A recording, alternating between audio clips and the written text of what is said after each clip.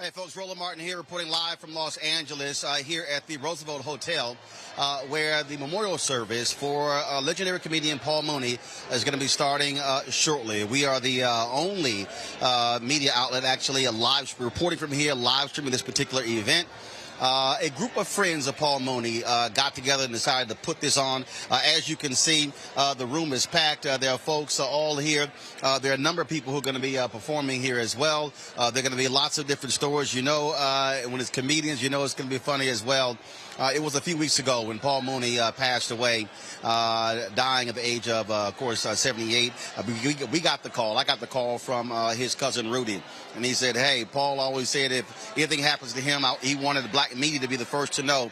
And so he said, be sure to call that crazy N-word Roland Martin, let him know.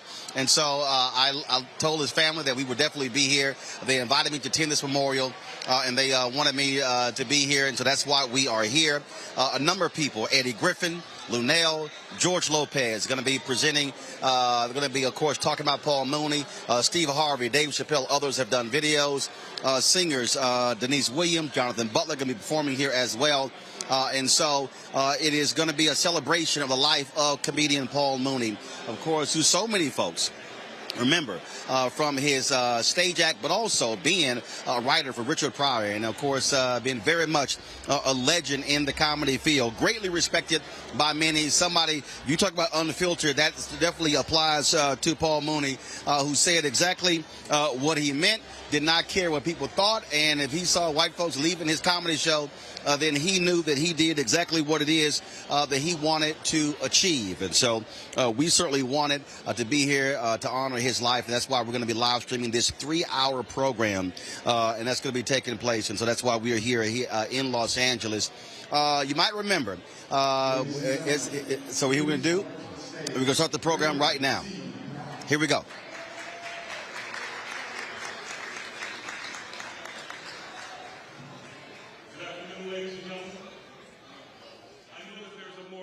Reception among all of you. Good afternoon, ladies and gentlemen.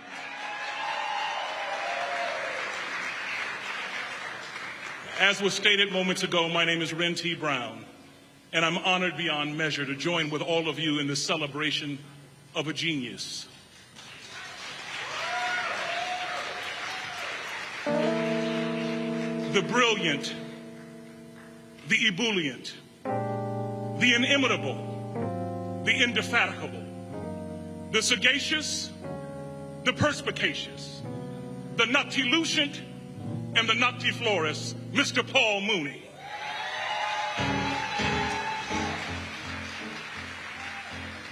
In the immortal words of Nicki Minaj, it's about to go down basement. Ladies and gentlemen, our musical director for the day, please acknowledge the pianistic stylings of Mr. Wayne Lindsay.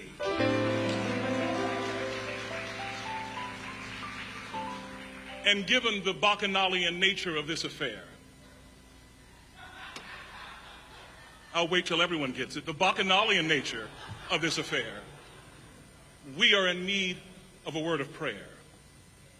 And at this time, to present the invocation and a word of prayer, please welcome the Reverend Dr. Leon Campbell to this podium. Thank you very much.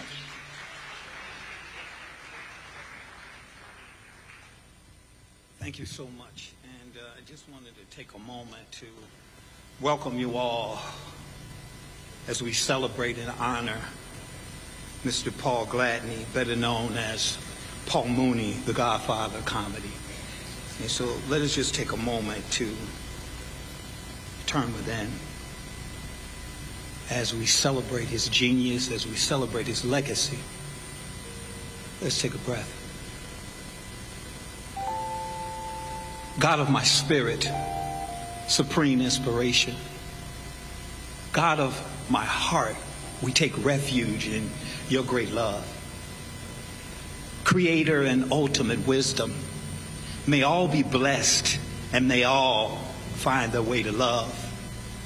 We honor this genius of a man named Paul Mooney, giving thanks for his appearance, and because of his appearance, because of his service, because of what he has intended to do and to be, we're in a better place. And so we just acknowledge him, pray for all those who are gathered here, all of the family members, all of the guests. We just embrace them, knowing that they have been embraced through the great I Am, through the great God Almighty. And we were blessed with Mr. Paul Mooney. We give thanks for his presence. We give thanks for his love, knowing that it was a unique time, and it still lingers on through his words, through his inspiration, through his comedy. We give thanks. And we all say together, and so it is. Amen. I just want to say something briefly because, you know, I'm from the Agape International Spiritual Center, and I used to teach some of the grandchildren that are here, my children right over here. And so Reverend Michael sends his loves and regards. And I wanted to say it's my pleasure to speak briefly about this pioneer, this trailblazer, and this great griot. A pioneer who paved the way for many of us, and when I say paved the way, he opened doors for many of us in the entertainment industry, and these doors also opened other doors in our lives. We stand on the shoulders of this remarkable trailblazers. Paul did some of the heavy lifting, which helped open the door for some of you, some of the most amazing talent that I'm looking at right now. Paul made it okay to say what was needed to be said, and he made it okay for us to laugh. Not only laugh, but to laugh at ourselves. Paul was a modern-day griot who touched the lives of many generations. He was a storyteller who knew how to draw a distinct connection between life and the African American experience. I just want to close by saying, Paul gave me hope through laughter. I was able to laugh through my tears. I was able to see a light at the end of the tunnel. I want to thank you, Brother Paul Mooney, and I want to thank you all for being present to honor this great trailblazer. Have a great service. Thank you.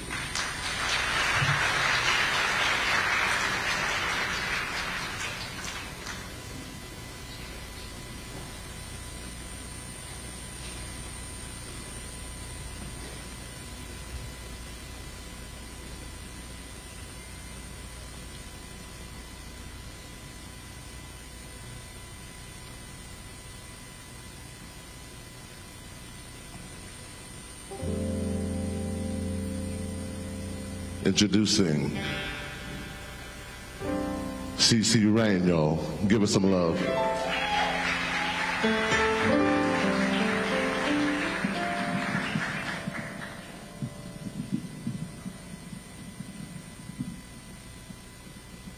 Man.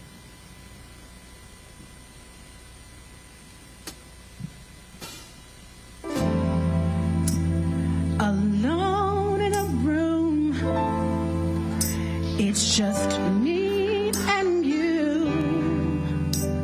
I feel so lost, 'cause I don't know what to do. Now what if I choose the wrong thing to do? I'm so afraid of disappointing you. So I need to talk to you and ask you for your guidance, especially today when my life is so cloudy. Guide me until I'm sure that you'll get up my heart. Oh yes.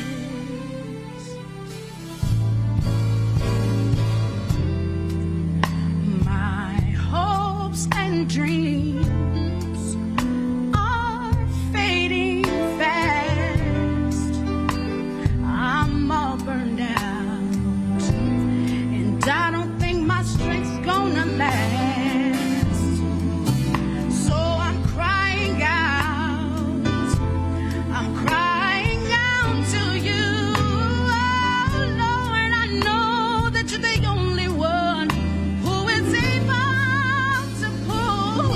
through. So I know I need to talk to you and ask you for your guidance, especially today when my world seems just a little bit cloudy. Lord, guide me until I'm sure I open up my heart.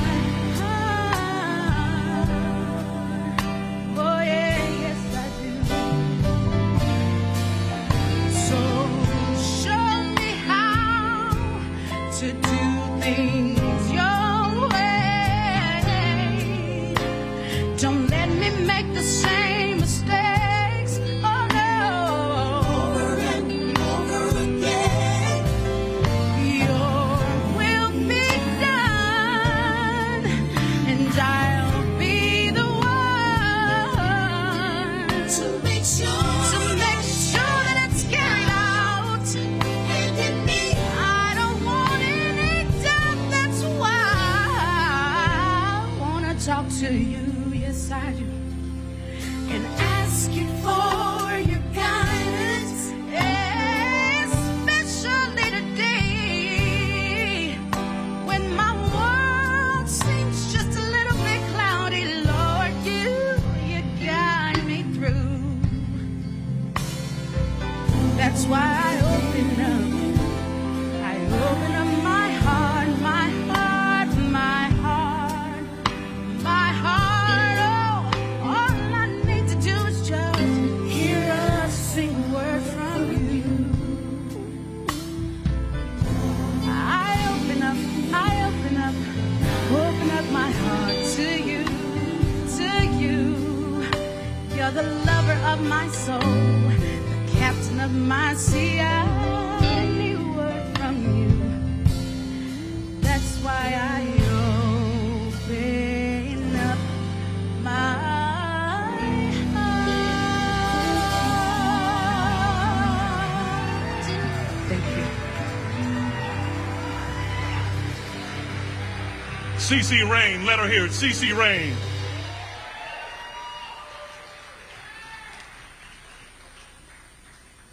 At this time, I'd like to welcome to the podium Mr. Bill Burr. Bill, are you here? Bill Burr, are you in the house? White absence is concomitant to white fragility. Ladies and gentlemen, we're moving on. I just want to be honest with you right at the outset that the program as structured is longer than a horror's dream. So we need to get through this. At this time, in the absence of Bill Burr, I would like to bring to this stand one of the finest filmmakers America has ever produced, and one of the finest comedians and actors, and one of my dearest friends, and I'm just overjoyed to see him today and see them both. Would you please welcome to this stage Mr. Spike Lee and Mr. Damon Wayans.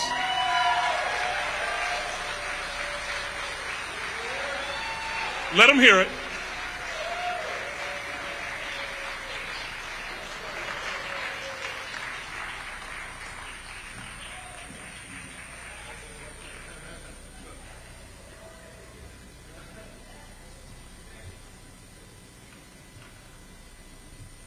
Spike took the old man route.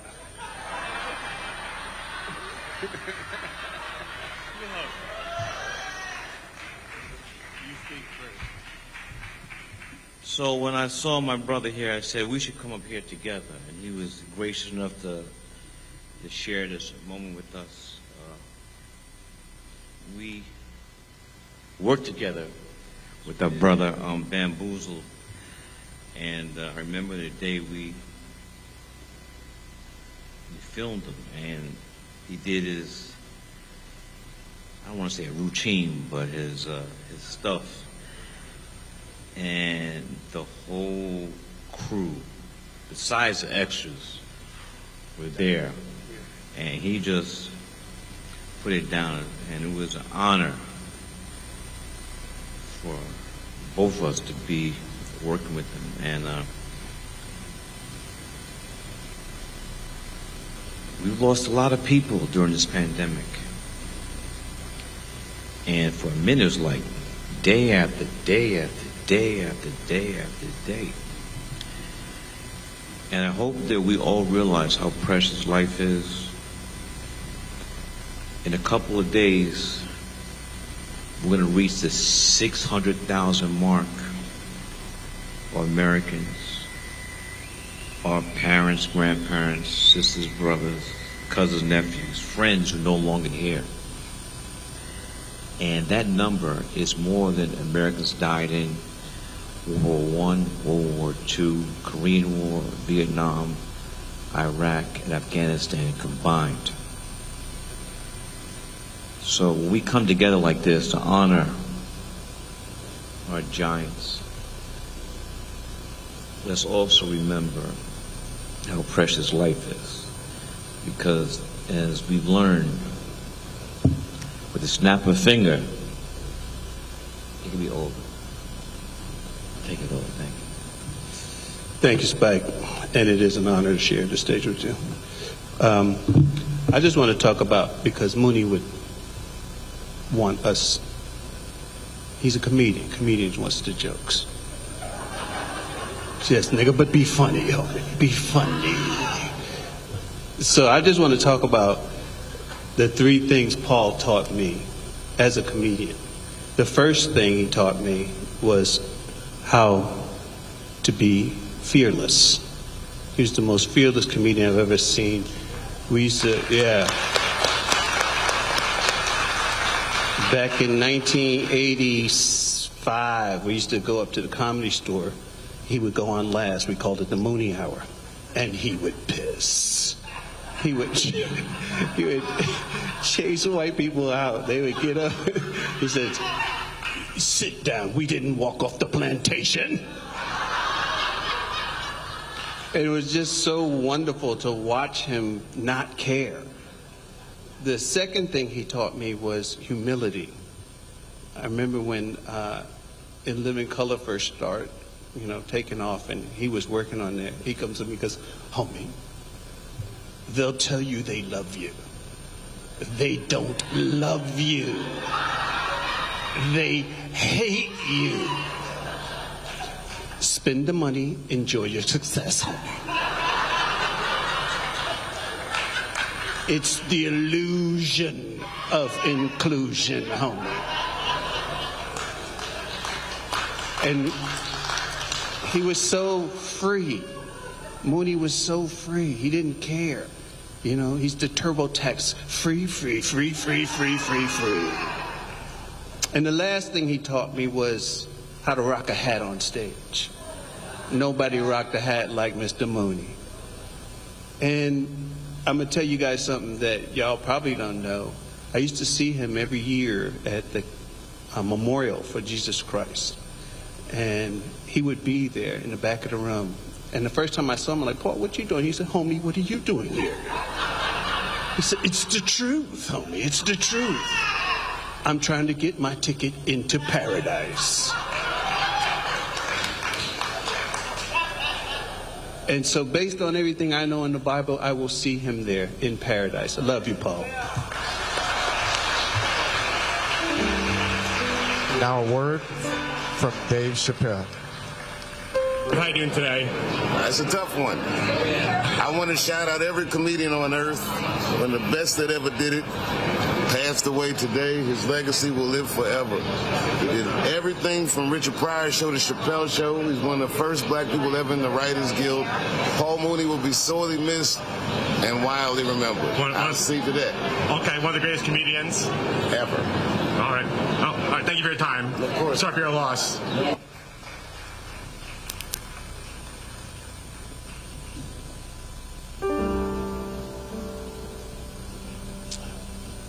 Hey, y'all.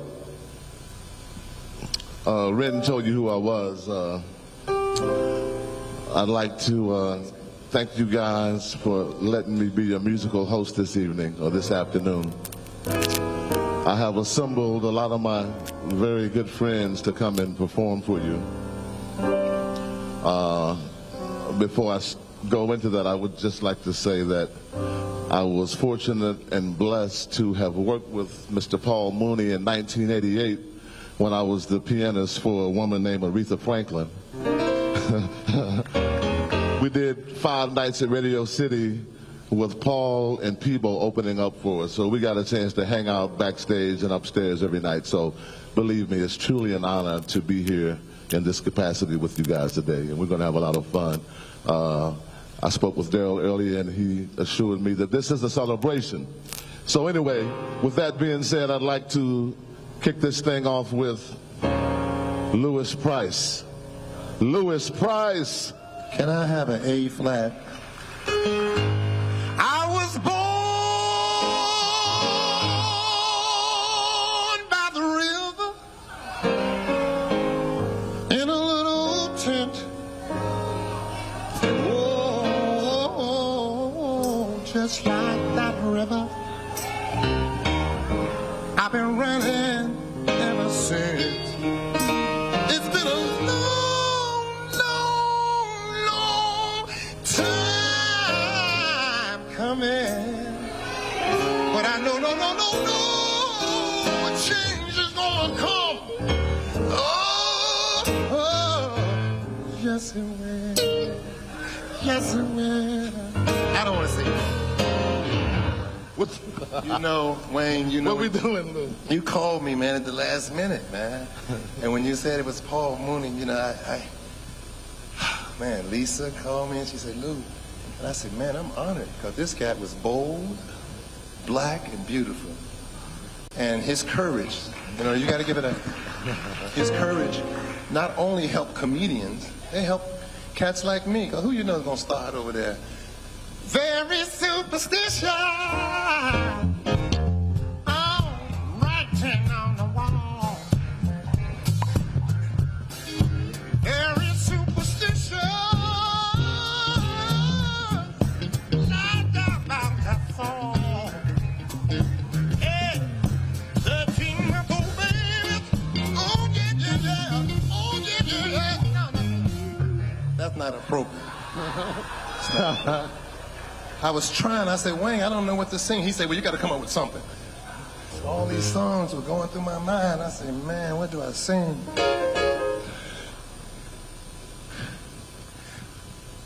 I have decided to follow Jesus.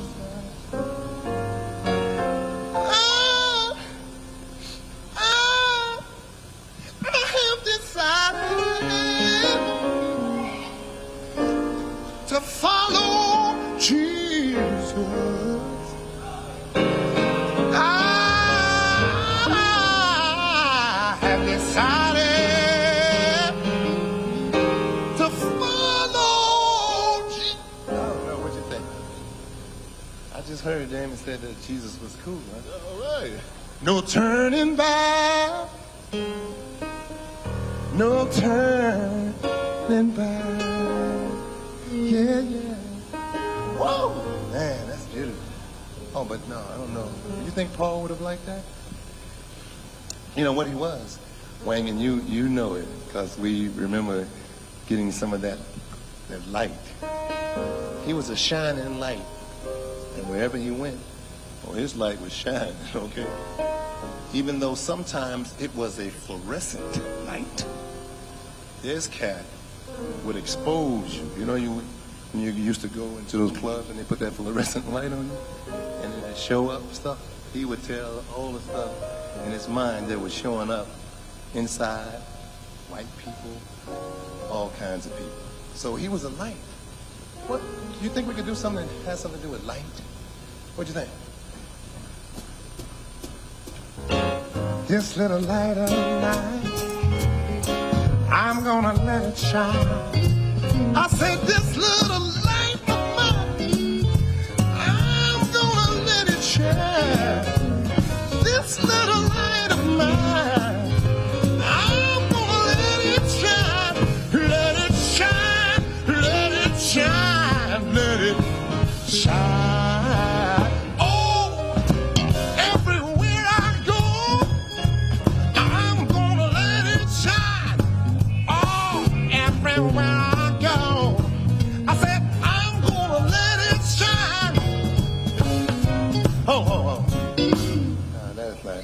ain't feeling that. You know, I'm gonna get that right song. How much time I got, Wayne? Not too much, huh? I don't. It's you early, so it's their problem. Okay, cool. You know, let's leave him with this one.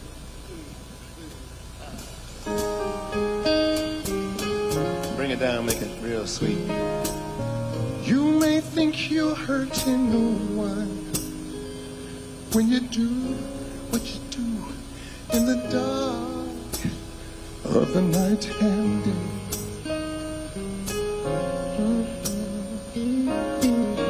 To think that you're in your own world and not care about the things that you do, all the things you say. You know what? It's like no one takes responsibility, always blaming someone else. Why don't we just face reality? You're not on this earth by yourself, and everything you do touches somebody. Everything you do and what you say, everything you do will make a difference. So make a difference in your own unique way. Yeah, I like this.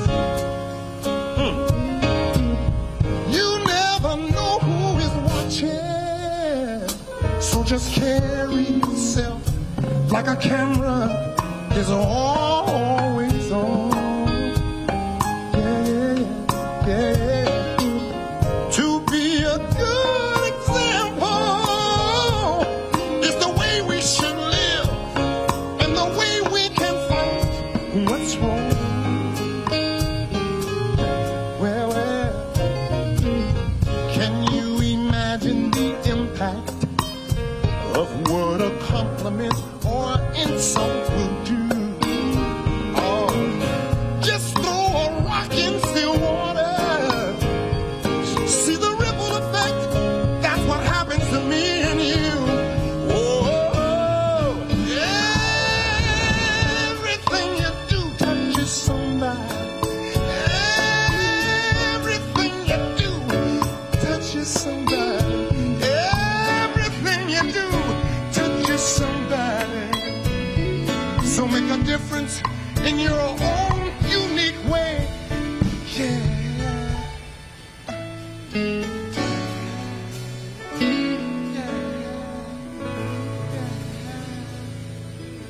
I'm out.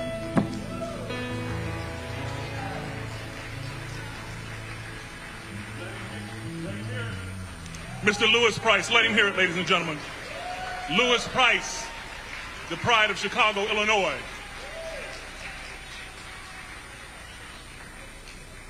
Hey, Lewis, before I introduce the next participant, I want to just talk to Lewis just for a moment.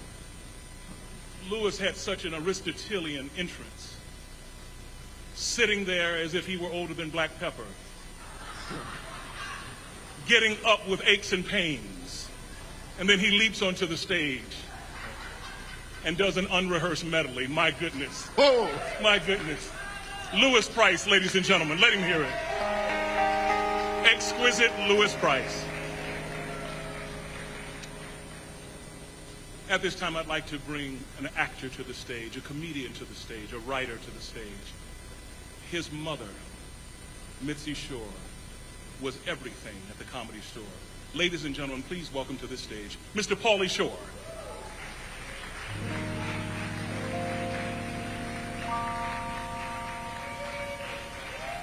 Yeah.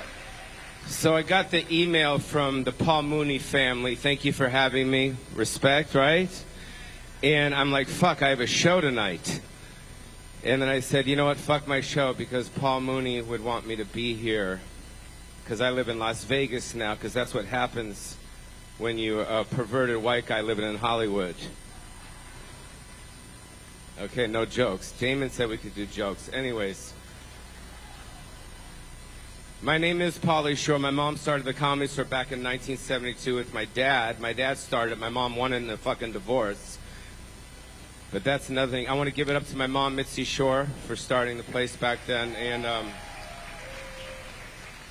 And it's crazy. I see a lot of people here. I saw May May here. Give it up for May May. See a lot of familiar faces, and it's weird. I'm 53 years old now. Yeah, I know. It's crazy, which means we're all fucking old now, too, like Spike said. So the point is that it's crazy because all these guys like Mitchell Walters and Carl LeBeau passed away, and all my babysitters, the people that fucking used to give me drugs when I was a kid, are all dying and shit. And it's like, can we do a song? Are we allowed to do a song? Here we go. We are fam. No, okay, here we go. Anyways, I live in Vegas. I had a show tonight. I canceled it because I heard Paul Mooney say, "Get your motherfucking white ass to my thing, motherfucker."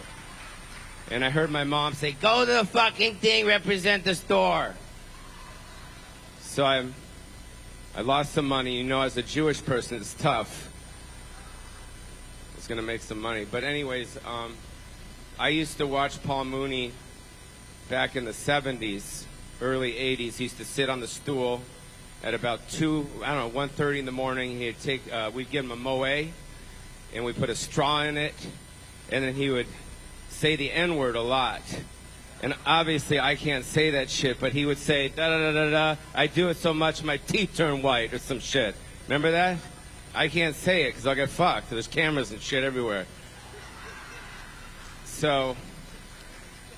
But Paul Mooney used to just flow, and that's what I fucking love watching him. He would just flow. And him, like Rodney Dangerfield, you know, he made it a little bit later in life, but I was so happy that Paul made it. I was so happy that Dave Chappelle gave him a shot on his show and respect and put him out there so then he could fucking headline and not open for people, make a whole bunch of money. And I was so happy to see that, and he matured a little bit later on stage, and he became a huge star, and he's so well respected. And I came here because of Paul. I knew I was going to see his twins. I haven't seen them since fucking the strike or some shit. We used to play in the Comedy Store basketball team, and I used to see it. They were on the fucking team too. And but it's so nice to be here amongst family. Thank you for having me. And Paul Mooney is in my heart. Every time I see a smile on the screen and I see him, I feel like I'm connected to him still. So he's not with us physically, but emotionally he's with us. I love you so much, Paul Mooney, and thank you for being with my mom all those years at the store, because when I think of the Comedy Store, I think of my mom, and I think of Paul Mooney drinking the fucking Moet, cruising around the hallway. And I love you so much, Paul, and thank you for having me. Thank you.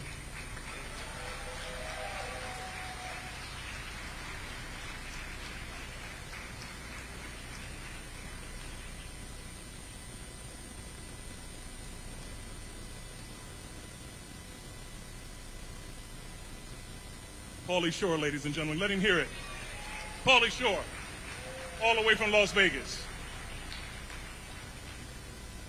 At this time, I'd like to bring to the microphone one of Mooney's dearest friends, an extraordinarily funny man, one of his great colleagues. Joey Caiman, would you please come? There he is. Let him hear it, ladies and gentlemen. Joey Caiman.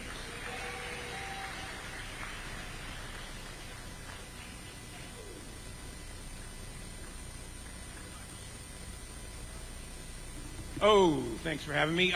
Before I start, I wanted to give a message from Kitty Bruce. If you don't know who Kitty Bruce is, she's the daughter of the legendary Lenny Bruce. And I spoke to her last week, and she wanted me to give a special message, a very simple message, that she loved Paul, and she wanted to express her condolences to the family. And she couldn't be here. She lives in Pennsylvania now. But she did want me to say it to the group that she was upset, but she wanted to express her love. I first met Paul Mooney when I was 17 years old in 1974 at the end. Believe it or not, I was performing professionally at the Comedy Store at that age. And he was one of the few adults that treated me with respect, because there was a lot, you're doing a job that adults are doing at 17. A lot of these fuckers don't like you at all, because you're getting laughs and all that kind of stuff. And we would do literally hundreds of shows together, because Mitchie would have me go before him, because my act was, I'm from Detroit, and I grew up on the streets of Detroit, and my act was very ethnic, for lack of better words, where I performed all these different black characters, and Paul had nicknamed me the Negro Impressionist. Oh, he's the Negro Impressionist, homie. And Paul was just a good guy to me. I don't know him as a legend. I know him as my friend. And I have so many stories about him. I mean, I told some at the Laugh Factory when they did this a couple of weeks ago. And with Richard Pryor, I would watch Richard Pryor. And Richard Pryor, the first time he saw me when I was 18 years old, he wanted to kick my ass, okay? Because I was on stage doing my black characters, which were like, stuff like, when you're 18 years old, you just were fucking around. I go, hey, have you guys seen those black Hare Krishnas down at the airport? And I go, Hare Krishna, Hare Krishna, sing ho! And then punching him in the face, stupid kid shit, So he looked at Paul. I didn't know who Richard Pryor was. And he looked at Paul and he goes, who's this motherfucker? Al Jolson's son? So my nickname for many years became Al Jolson's son. And Paul calmed him down because he was coked up and wanted to beat me up. So, Paul calmed him down, and he introduced me to him, and he was very cool. And back then, he only had like one hit album out, That N-Word's Crazy, and he was on I think the movie with Diana Ross, Mahogany. And so I went out and bought his album, That N-Word's Crazy, and I was the lifelong fan after that. And I was allowed to go on before him. There was a select few comedians that would get. It was me. Rest in peace, Johnny Witherspoon. Rest in peace, Shirley Hemphill, who was a good friend of mine, and also a Native American Indian comedian named Charlie Hill would go on before him also, in front of when Richard would perform there. And I'd see hundreds of performances of Richard's. This is something I said. He worked all that material at Sunset Strip, and it was just fascinating to watch him work. But let me get to Paul, anyways. Paul was he was insane. I mean, stuff people don't realize. We hung out a lot. We used to go to the movies all the time after the shows. We go to the movies. And Paul's one of these guys, when you go, I kid you not, you go to the movies with him, he talks to the screen. And it's really embarrassing. Don't go in that room, homie. Oh, the killer's in there, brother. And one time in Vegas, he really made me laugh. We were working in Las Vegas, and we went to the movie, one of those slasher movies, okay? And it's like, it's the group of teenage kids are going to get killed by Jason or whatever, and there's this one token black kid in there. And when he goes, oh, I can't wait till they kill this motherfucker. Look at the little guy talking about, hey, buddy. He's making fun of him real loud. I didn't mind him talking about it. So about 15 minutes later, the little black kid gets killed, and he's like, yes! He starts applauding in the theater. And people would turn around, shut up! So he was pretty funny. And Paul would do crazy shit, not only that, with other people off stage. I remember one time I was, these are stories no one's really heard. Well, actually, here, I'll tell you two. He had told me, he goes, Joey, I met Madonna. I go, you met Madonna, really? I go, what was she like? He goes, I had to straighten her ass out, homie. He went to lunch with Sandra Bernhardt and Madonna when she was hanging out with Madonna in those days. And he said they were having lunch, and he looked at her and said, what are you eating? And she gave him an attitude. And then he told me, he said to her, look, bitch, I didn't ask you who you were eating. I asked you what you were eating. Straightened her ass out. So, I don't know how long I can tell you. I can tell you a bunch of stories. And one time I was, you don't mind hearing these guys? Okay. All right. So Paul would, one time I was dating this real cute, tiny, little, petite, light-skinned black girl for a couple months. And we'd go to the Comedy Store, because I was there every single night. I performed every single night. And, we'd sit in the back there. And Paul would be the only black comedian to come and talk to me. The other guys would look at me like, what's he doing with her? How'd he get her? I know that's what they're thinking. And that old phrase, once you go white, you know it's right. So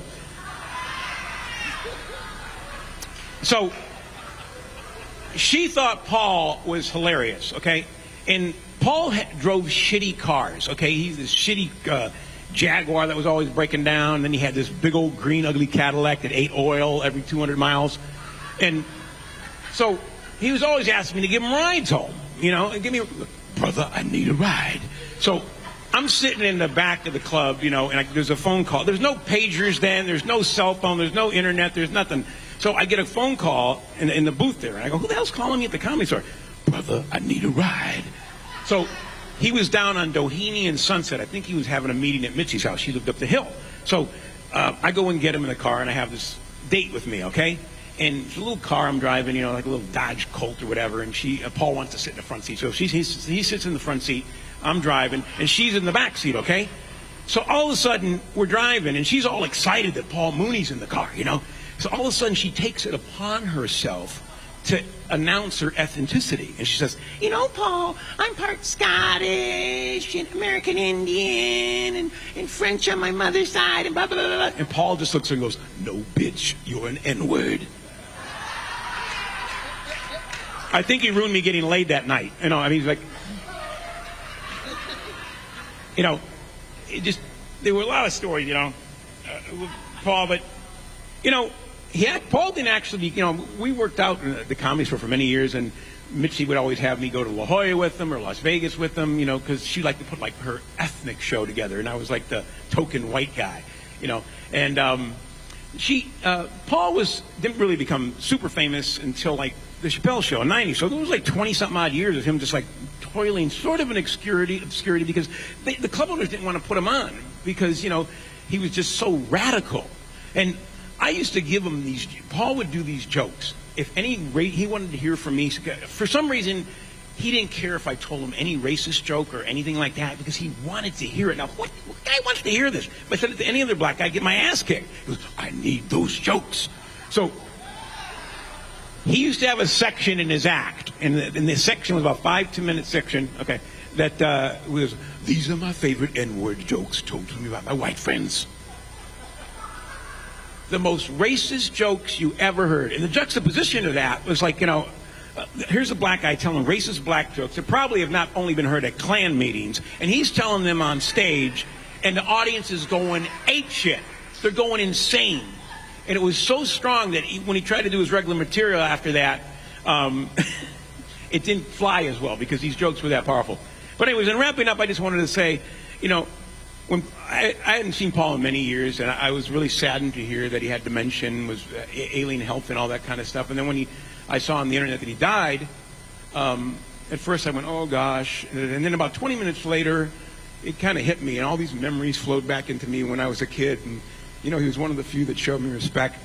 And, you know, Paul had his demons, big and small, like everybody else. But to me, he was just a really good guy who always kept his word to the comedians, and not much to the family, but to the comedians. And he was just a good guy, and I hope he's at peace now. And, you know, I've always loved you, and I love you, Paul, and I hope you're where you are and you're okay. Thank you very much for having me tonight. Thank you.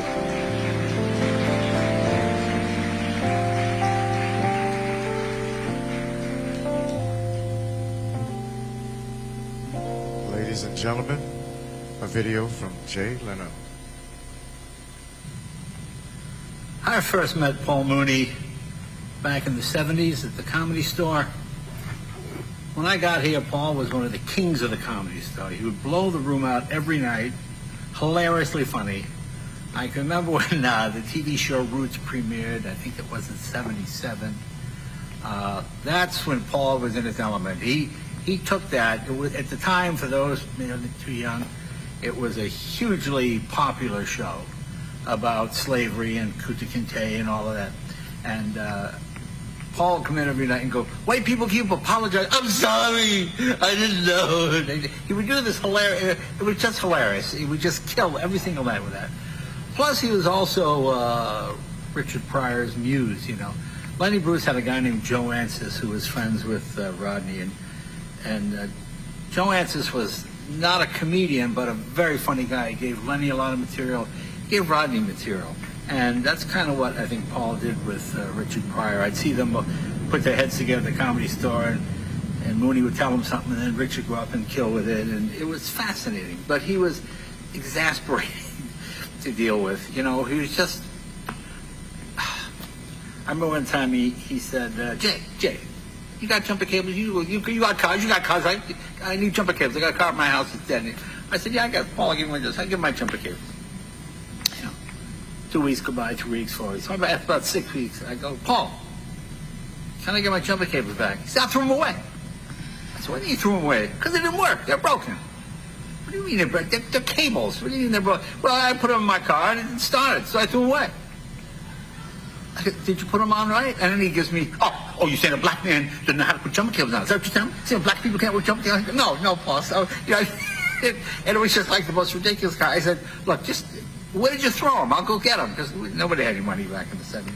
I threw them in the garbage, just threw them away. Look, I put them in my car, they didn't work. I said, well, what didn't work? It's just a cable. The cable wasn't broken. It goes from one battery to the next battery. So I never got my cables back. That was just sort of my relationship with Paul. Very cantankerous, but always funny, The funny thing about the comedy business, there can be people you have nothing in common with, but you have this bond because you're a comic. Because I come from a little town in New England, I never met another comedian. And when I came here, it was all comedians. And Paul was one of those guys, just a quirky, kind of interesting guy. I remember one time I saw an old episode of Playboy After Dark. That was Hugh Hefner's TV show. It was black and white. And Hefner goes, we got a very funny young man here, Mr. Paul Mooney. What? Mooney? What? Well, I'm thinking, how old is Mooney? I was in high school when this show was on. We could never figure out how old he was, because he always looked great. Then he played Sam Cooke in that movie. I think it was a Buddy Holly story, so everybody was real excited about that. That was kind of cool. The last time I saw him, I didn't actually see him. I was driving through town, and I see a lady stuck with her car. So I said, can I help you? Oh, yeah. So I help her out with her car, and she can't get it running. Guys, well, let me give you a ride. Where do you go? She don't go in this place. And she goes, you're the comedian, right? I said, I think you know my cousin or my uncle. I said, who's your uncle? Go, Paul Mooney. I go, oh, yeah, I know Paul. She said, how's he doing? She said, well, he's been sick. I said, oh, I didn't know that. I said, you got a phone number? I'll give him a call, So she gives me a number. I get home and I go, Paul, Jay Leno. Hey, what's going on? I said, I met your cousin. Her car broke down, and I gave her a ride. He goes, I don't pay for her. I don't cover her. I ain't going to pay you for whatever you did for her. You're not getting money from me. I go, I don't want your money, Paul. I'm just telling you. She goes, well, why are you calling me about it? I go, Paul, I'm just telling you. I met your cousin, okay? It's just a chance to touch base. That's all. I heard you're sick. I'm doing fine. But does my cousin owe you money? No, he doesn't owe you any money. I just gave her a ride from one place to the next. I couldn't fix her car. She told me you were sick. I just wanted to call in and check in with you. And that was kind of my last conversation with him. He was a comic to the end, funny, a genuine original. I mean, he really was. It wasn't so much, a lot of comics say things funny, and a lot of comics do things funny. Paul said and did things funny. He said it in a funny way, he did it in a funny way. So even when he was like cantankerous and irritable with you, it still made you laugh. So, I don't know. God bless, old friend. Godspeed. Now a word from Tasha Day. My name is Tasha Day. I'm one of Mooney's good friends. As mentioned in the Masterpiece CD, I'm the Tasha he's talking about. Tasha Day. First time I saw Mooney perform was the Raw Tour. I was blown away. I wasn't expecting it. Here was this guy saying things I had never heard any comedian go. It was raw. Let me just put it that way. It was very raw. The perfect opener for a concert, for a Raw Tour. I laughed so hard. That's the first and only comedian that ever made me fall out of my seat. I fell on the floor and got back, was still laughing. So many years later, I meet him again in B. Smith's in New York City. I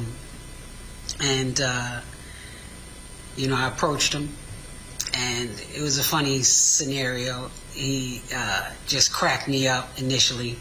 I was taking my mom out, so I sat down, ate and everything, and the next day, I'm talking to my cousin Giovanni, and he's like, oh, I'm going to meet Mooney in a minute for lunch. And I'm like, what? And I worked at the Embassy Suites at that time, and later for Prince. At any rate, Mooney tells Mooney about me or whatever, and he's like, yeah, I met her last night, bring her to the show. And the rest was history. I went to Caroline's on Broadway, he was performing, and the rest was history. I never stopped going to the shows every time he was in town. I eventually started working with him. Man, it was just laughter beyond laughter and fun beyond fun every time. I'm going to miss you, Mooney. I promised you, we discussed, you getting your just due.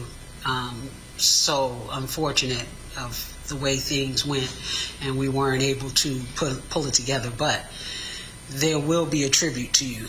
If it's the last thing I do, I'm going to make sure you get your just due. I love you. You're still the godfather of comedy. Yes, that's also a concept I created. The godfather of comedy is Paul Mooney. He wrote for everybody.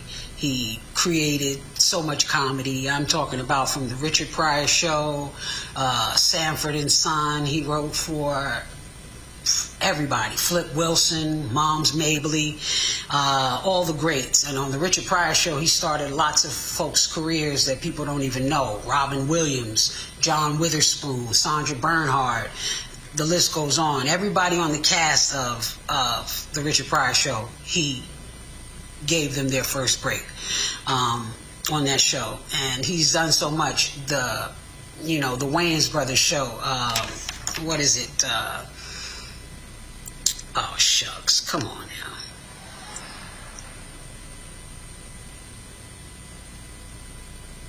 now. In living color. But at any rate, I'm not going to go on. All I'm going to say is he was one of the greatest. He was my favorite comedian of all times. He was the rawest.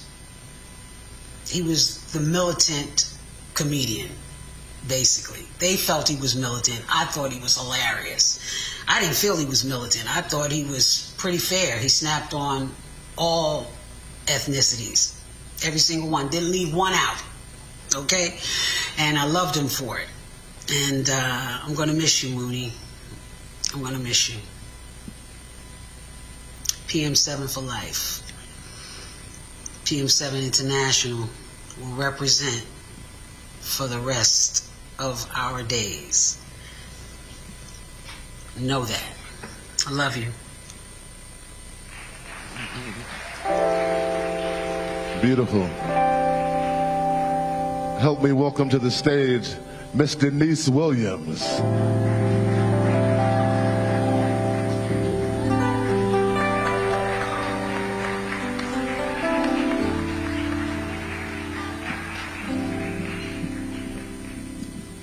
Somebody fix that for me, please. You can turn this around. Yes. How's everybody doing? No, look, the mic stand here.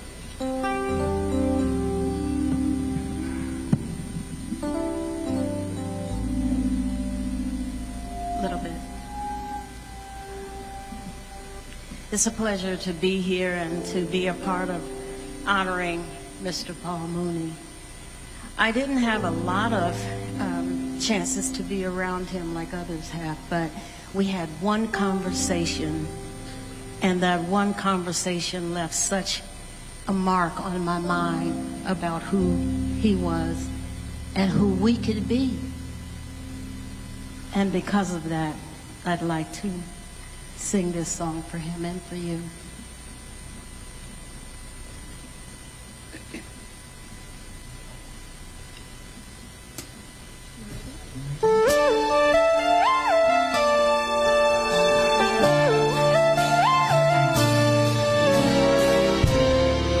Morning light, silken dreams take flight as the darkness gives way to the dawn.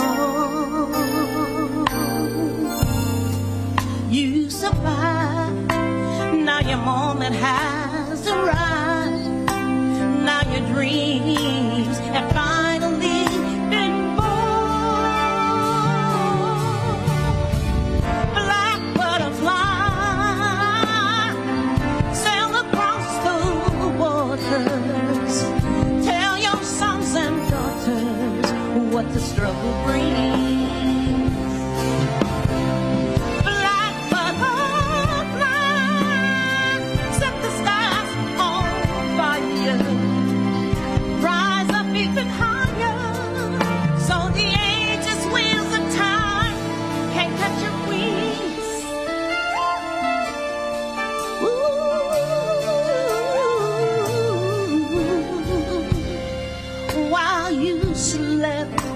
The promise was unkept, but your faith was as sure as the stars.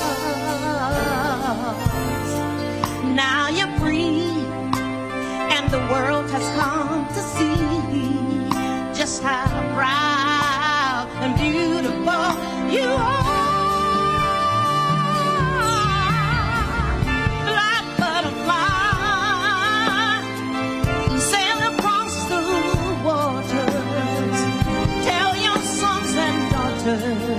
What the struggle brings.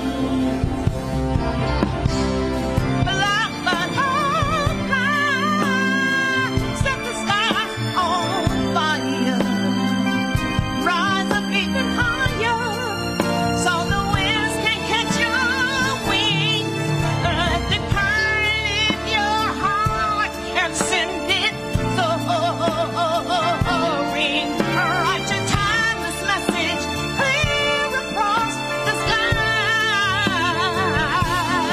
so that all of us can read it and remember when we need it, that a dream conceived in truth can never die. Butterfly,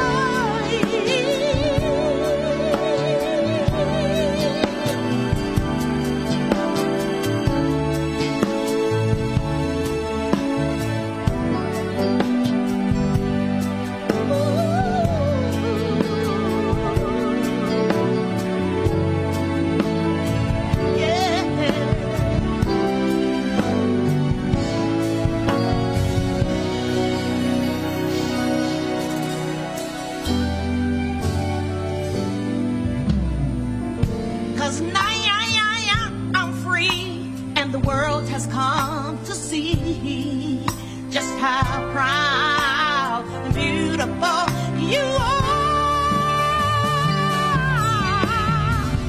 Black butterfly, sail across the waters. Tell your sons and your daughters what the struggle brings. You gotta tell them what the struggle brings. Black butterfly, set the sky, set them on fire. Rise up even higher, so the ages wheels of time can catch your wings.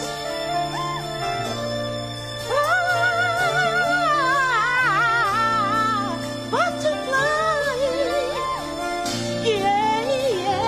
yes.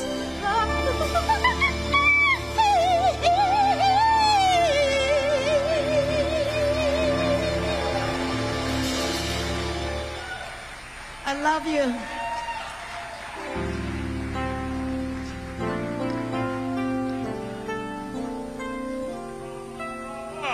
Let her hear it. Miss Denise Williams, a master, a legend, getting better with age. Denise, I want to tell you, Denise has not sung in a year. And I'm telling you, that instrument is magnificent. She was brilliant. Let her hear it once again. Miss Denise Williams.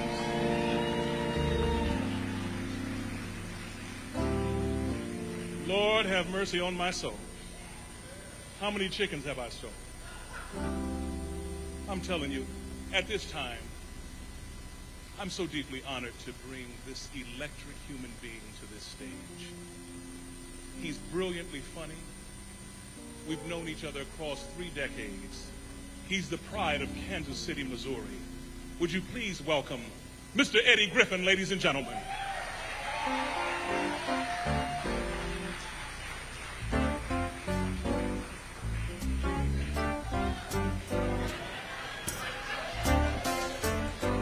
Well, now, since I've been here, I said, since I've been here, yeah. Everybody talking about Mr. Mooney. Everybody talking about Mr. Mooney. Now there's many stars, but only one moon. That's what the nigga used to say. I said there's many stars, but there's only one motherfucking moon. Night. Oh, hold on, homie.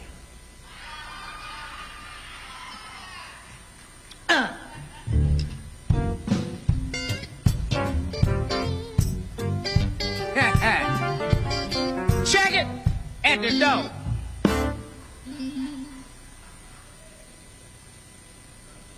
Now, we are gathered here this evening to say farewell to one Mr. Paul Mooney.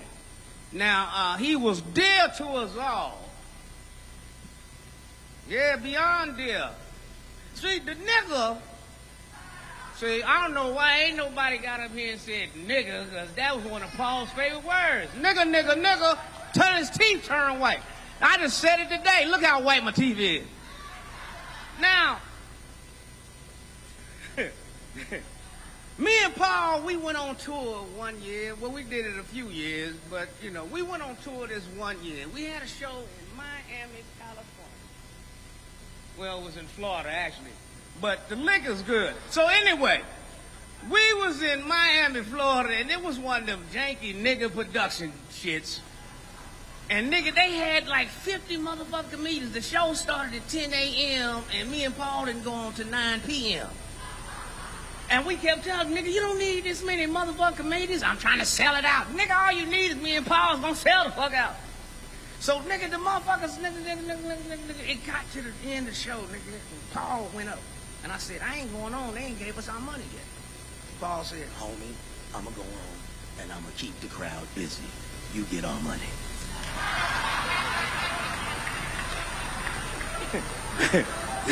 And I got our money. And nigga, I said, Paul, don't go back to the hotel. I sent my nigga, give him the keys, nigga, let him get your shit out the room, meet me at the airport. Because these the kind of niggas that come back and steal their money back from us. Oh, I'm a sharp nigga. I said, nigga, nigga, we sat at the airport to this motherfucker the next morning. The flight wasn't till the next morning. We sat in the airport cracking up. Oh, homie, I'm telling everybody, Eddie Griffin is a nigga for real. I remember we did this concert to save Marla Gibbs' memory lane. Y'all remember the theater down there? Remember you was at there. This nigga used to play in my band, by the way. Yeah, Scattered Thoughts, nigga. Yeah, one time, nigga, one time. Shit, 2 times. Nah, y'all slow on the motherfucker. I said 2 times. Niggas on it, 2 times. God damn, I am. So we did this show to save Marla Gibbs' memory lane, man, and you know, that's a show I did with the band. I did an hour stand-up and an hour with comedy, right? And Norm Nixon was there, nigga, because Norm was in on the shit, nigga, putting the money up to save, nigga, and we made the money. We saved Marla Gibbs' memory lane. Me, Paul, Mooney, we did that. I don't know if niggas still own it today, but we did it then. I miss Paul immensely. That nigga had a smile that could light up a motherfucking room. Yeah, man. And that laugh, nigga, one of a kind. You knew when he was in the audience, nigga, you know, yeah, I'm like, what the fuck? That must be Mooney, goddammit. Oh, homie. That nigga could take a drink like nobody else. Oh, homie. said, this is the bougiest nigga I ever seen. I mean, the nigga was refined. Hold on.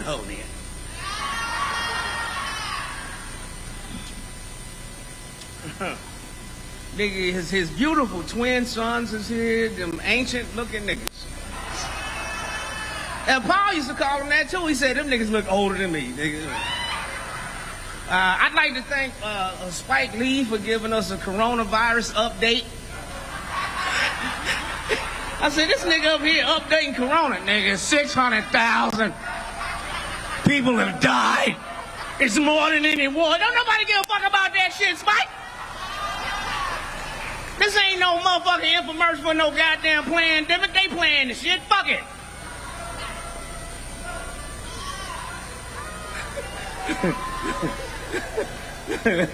Oh, it's about to get real in this motherfucker. Anyway, look at here. That's all I wanted to say is that, Spike, we appreciate you. You a great filmmaker, but nigga, speeches ain't your thing. Goddamn, this is a memorial. This is a celebration of a nigga's life. This nigga up here talking about 600,000 dead and still more dying. Keep a mask on your face. Oh, Spike, you know I'm fucking with you. I had to fuck with you, nigga. Goddamn.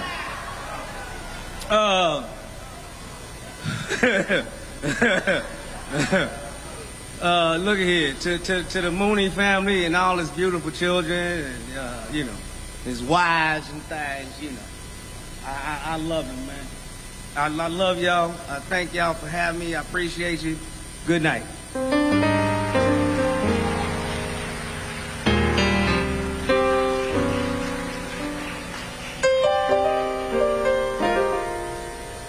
Eddie Griffin, let him hear it. Eddie Griffin.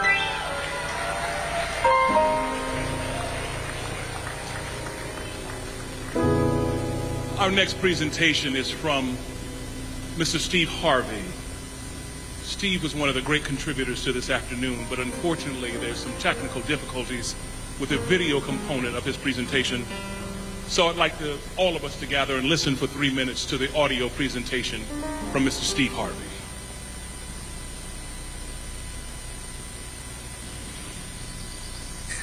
First of all, thank you all for asking me to do this. I send out, first of all, my condolences to the entire Mooney family. When I think about Paul Mooney, I think purely in terms of legendary status. I'm not sure people really understand how great this man really was and how influential he was in the comedy game. If you are in this business currently today, you may not know it, but you've been influenced by the great Paul Mooney. I know I started in '85. I was directly influenced by him because, I mean, he wrote for so many of the greats. I mean, you can't. Flip was influenced by him. The great Richard Pryor was influenced by him. Everybody, man. And so those of us that got into business in the 80s, I mean, we was in the business because of Pryor. Pryor was who he was because of Paul Mooney to a great part. You know, this dude was that guy. He was the dude. I never met a person who was more courageous on stage, who said more things that all of us wanted to say, but for whatever the reason, we couldn't say it. You know, you can say sponsorship, you can say you got a TV career, you got this going on. But to be honest with you, I mean, I just think we didn't have the same courage he had. This dude was flat out unbelievable. My fondest memory with Paul was this guy named Frazier was trying to start the beginning of African American Humor Awards. And he threw the first one at the Hollywood Casino. And I was hosting it with him, and I introduced Paul Mooney. It was the daytime on a Sunday, and there was a lot of pastors in the audience with their wives.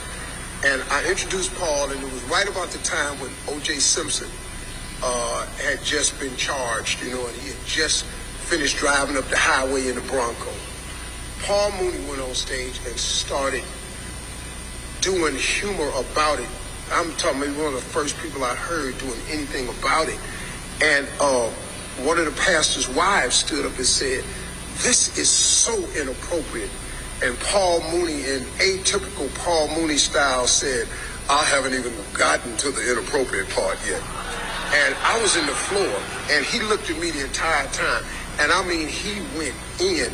He went in so hard that eventually everybody in the audience was screaming, laughing, man. It was one of the greatest, gutsiest performances I've ever seen, man, in a place where it just shouldn't have been. And when I tell you inappropriate, it was all of that. But he had that type of courage, man.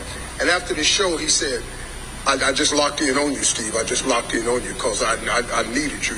You just kept me alive. And that brother right there had that type of energy. So I'm going to say this. If you are in this business, you owe a debt of gratitude to Paul Mooney, because Paul Mooney had an influence on you, whether you know it or not. He was that dude. Paul Mooney was that dude, a living legend for sure. And I really, really thank y'all for allowing me to say that, man. Paul Mooney, one of the greats.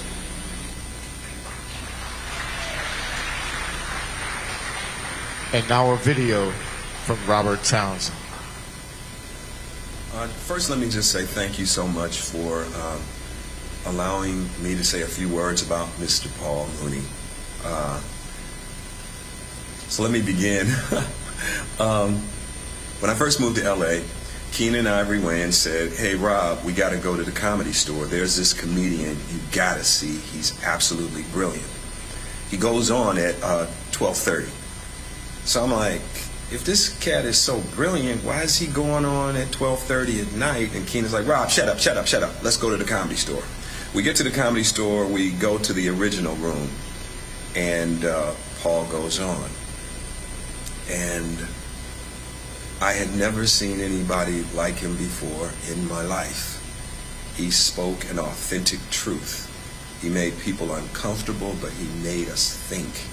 And I just remember watching all these people walking out, like, damn, white people was walking out left and right, and then Paul was like, leave. I've given my nigger friends enough time to break into your houses. Leave. And I was like, something happened that night. It was like my brain was rewired in a weird kind of beautiful way that opened my brain up. And so after the show was over with, Keenan said, you want to meet him? I said, yeah, I want to meet him. And so we go, back, he comes out, and we meet, and then he goes, this is my friend Rob, Townsend, he's coming to Hollywood, And then Paul was like, just what we need, another nigga with dreams in Hollywood. Hi, nigga. And then he walked out. And then years later, I'm in Hollywood, and I'm starting to, go through it as an artist, and I decided I'm going to make my own movies. And a lot of people said no to me, and so then I go to Paul, and I ask him, I said, would you be in my first movie? It's about a black actor in Hollywood. And then Paul says, have you ever written before? No. Have you ever directed a movie before? No. Have you ever produced a movie before? No. Either you're the dumbest nigga I've ever met, or you're a genius. Yes, I'm in. And then he says, I want to play the president of the NAACP. I want to give these niggas a nigga wake-up call. We won't play the Rambos until we stop playing the Sambos. The movie was Hollywood Shuffle. It became a big hit. And then HBO offered me my first comedy special. And I wanted it to be a real variety show. And so I said, I'm going to have all these comedians. I got Don Reed. I got Franklin. It was Damon's first time.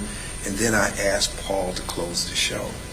And this was the most beautiful moment, because I said, Mr. Mooney, would you close the comedy show? And he looked at me, but the look he had was a look that he wanted to protect me, because he's like, nigga, you're PG-13. I'm on that edge shit. And I was like, nah, man. Nah, you've opened my brain up. I need the world to know who you are. And then he was like, either you're the dumbest nigga I've ever met, or you're a genius. Yes. And so then I tell HBO, and then HBO is like, Paul Mooney from the comedy late night. Paul, I said, yes. Robert, I said, no. This is my show. and I want him to close the show. And Paul turned it out. I think part of the reason I exist is that he laid the groundwork. He was fearless. He was that fearless, outspoken voice that I had never heard and that the world needed to hear. So,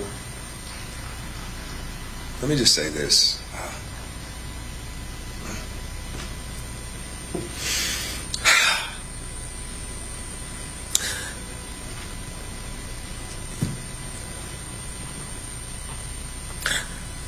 Paul would always say, there's many stars in Hollywood, but there's only one moon. And there was truly only one moon. I will miss you. I love you, you crazy, brilliant motherfucker. Out. Ladies and gentlemen, now a word from Chris Tucker. What's up, everybody? I want to send my love and condolences to Mr. Paul Mooney, the funniest man in the world. Oh, man, I remember late nights in the comedy clubs. He will give every other comedian a master class on how to do it. Fearless. Oh, my God. And hilariously funny. The great Paul Mooney. If it wasn't for Paul Mooney, it wouldn't be no Richard Pryor. If it wasn't for Richard Pryor and Paul Mooney, it wouldn't be none of the comedians that came behind them. We owe so much gratitude to him. And my love goes out to his family, to his kids. We love you. Thank you for letting us have Mr. Mooney for a little while. Homie.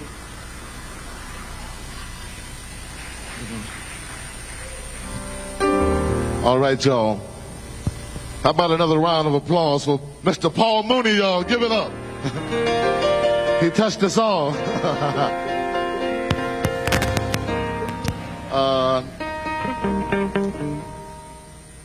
Okay. Jonathan's going to tune up right quick, and while he's doing that, I'm going to keep y'all busy. Is everybody having a good time? We in a celebration mode? You know, this isn't the funeral, as I've been told, as we all know. This is a celebration. And, you know, I'm up here in this musical director capacity, and I'm used to being quiet, but I'm not really that kind of quiet dude. I guess you're about to find out. But anyway, again, all of these performers who are bringing you music today, they're friends of mine. I've worked with them, and I've intentionally, you know, not tried to tell you their history, that you all know who they are.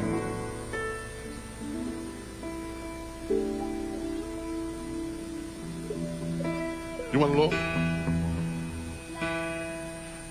Okay, almost. I didn't introduce you yet, so let me do that. Okay. With that being said, this is another one who I reached out to come and join me. The two of us had an opportunity to do a DVD. I did his DVD in 2005 in South Africa, and so I hadn't seen him.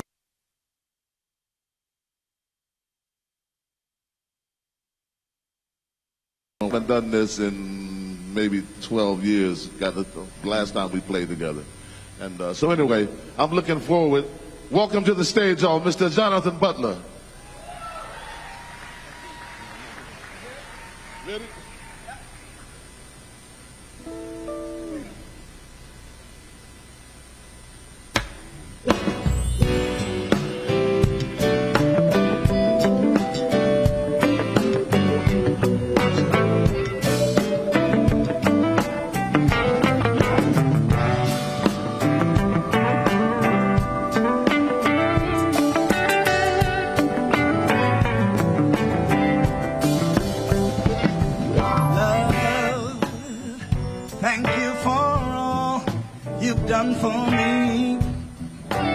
Showing me things I didn't see, just because you love me.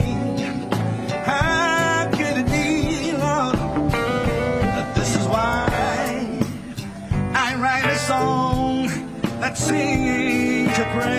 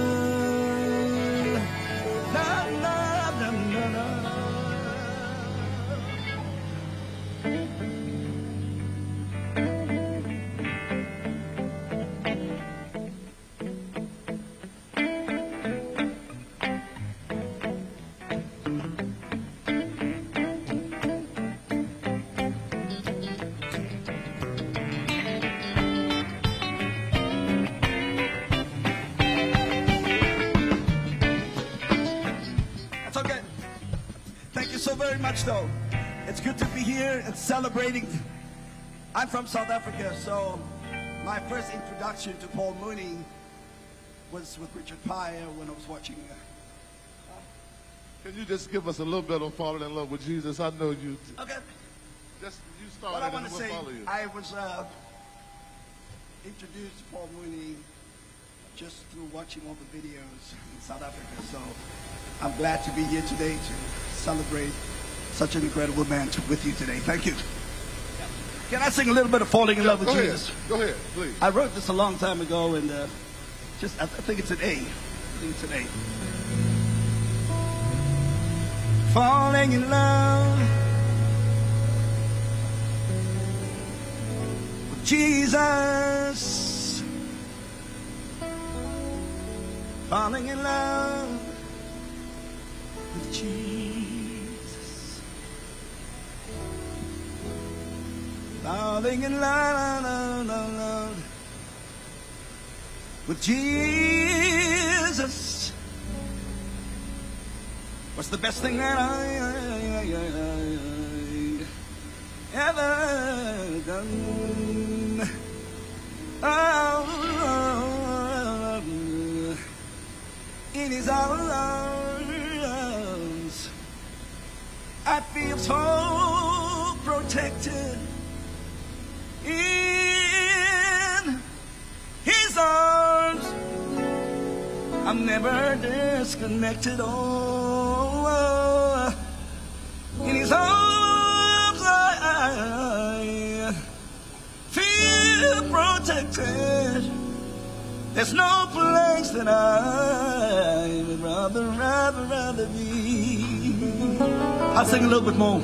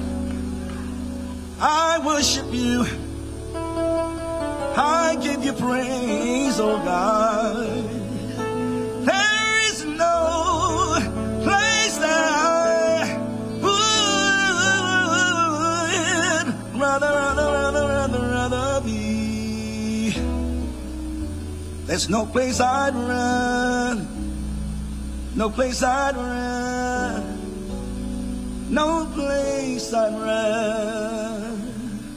rather be.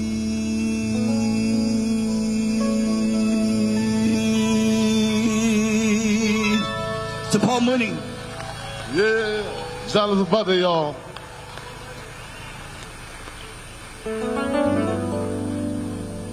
Kings and kingdoms may all pass away, but there's something about that name. It's like the fragrance after the rain. There's something about that name. Ladies and gentlemen, Jonathan Butler. Let him hear it. Jonathan,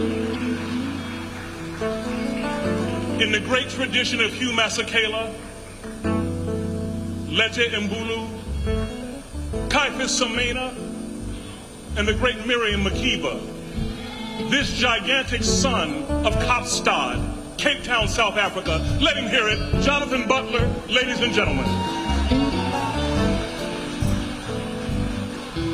Let's fix our eyes on the next video, ladies and gentlemen.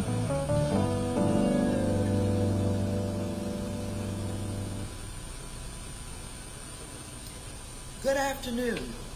I so wish I could be there with all of you today to celebrate Paul Mooney, someone who we all love, and I thank you for allowing me to share a few words about my friend and his extraordinary life. Paul Mooney's passing leaves a great hole in the comedy community. Paul was a genius. He was a genius who was not only a gifted writer, but responsible for influencing and having a hand in the careers of famous comedians from Richard Pryor to Dave Chappelle. Paul Mooney was also the freest human being on earth.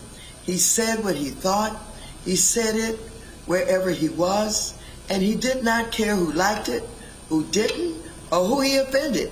He was true to his creative and brilliant thinking and had a withering way of describing things, events, places, and people, his friends and enemies alike.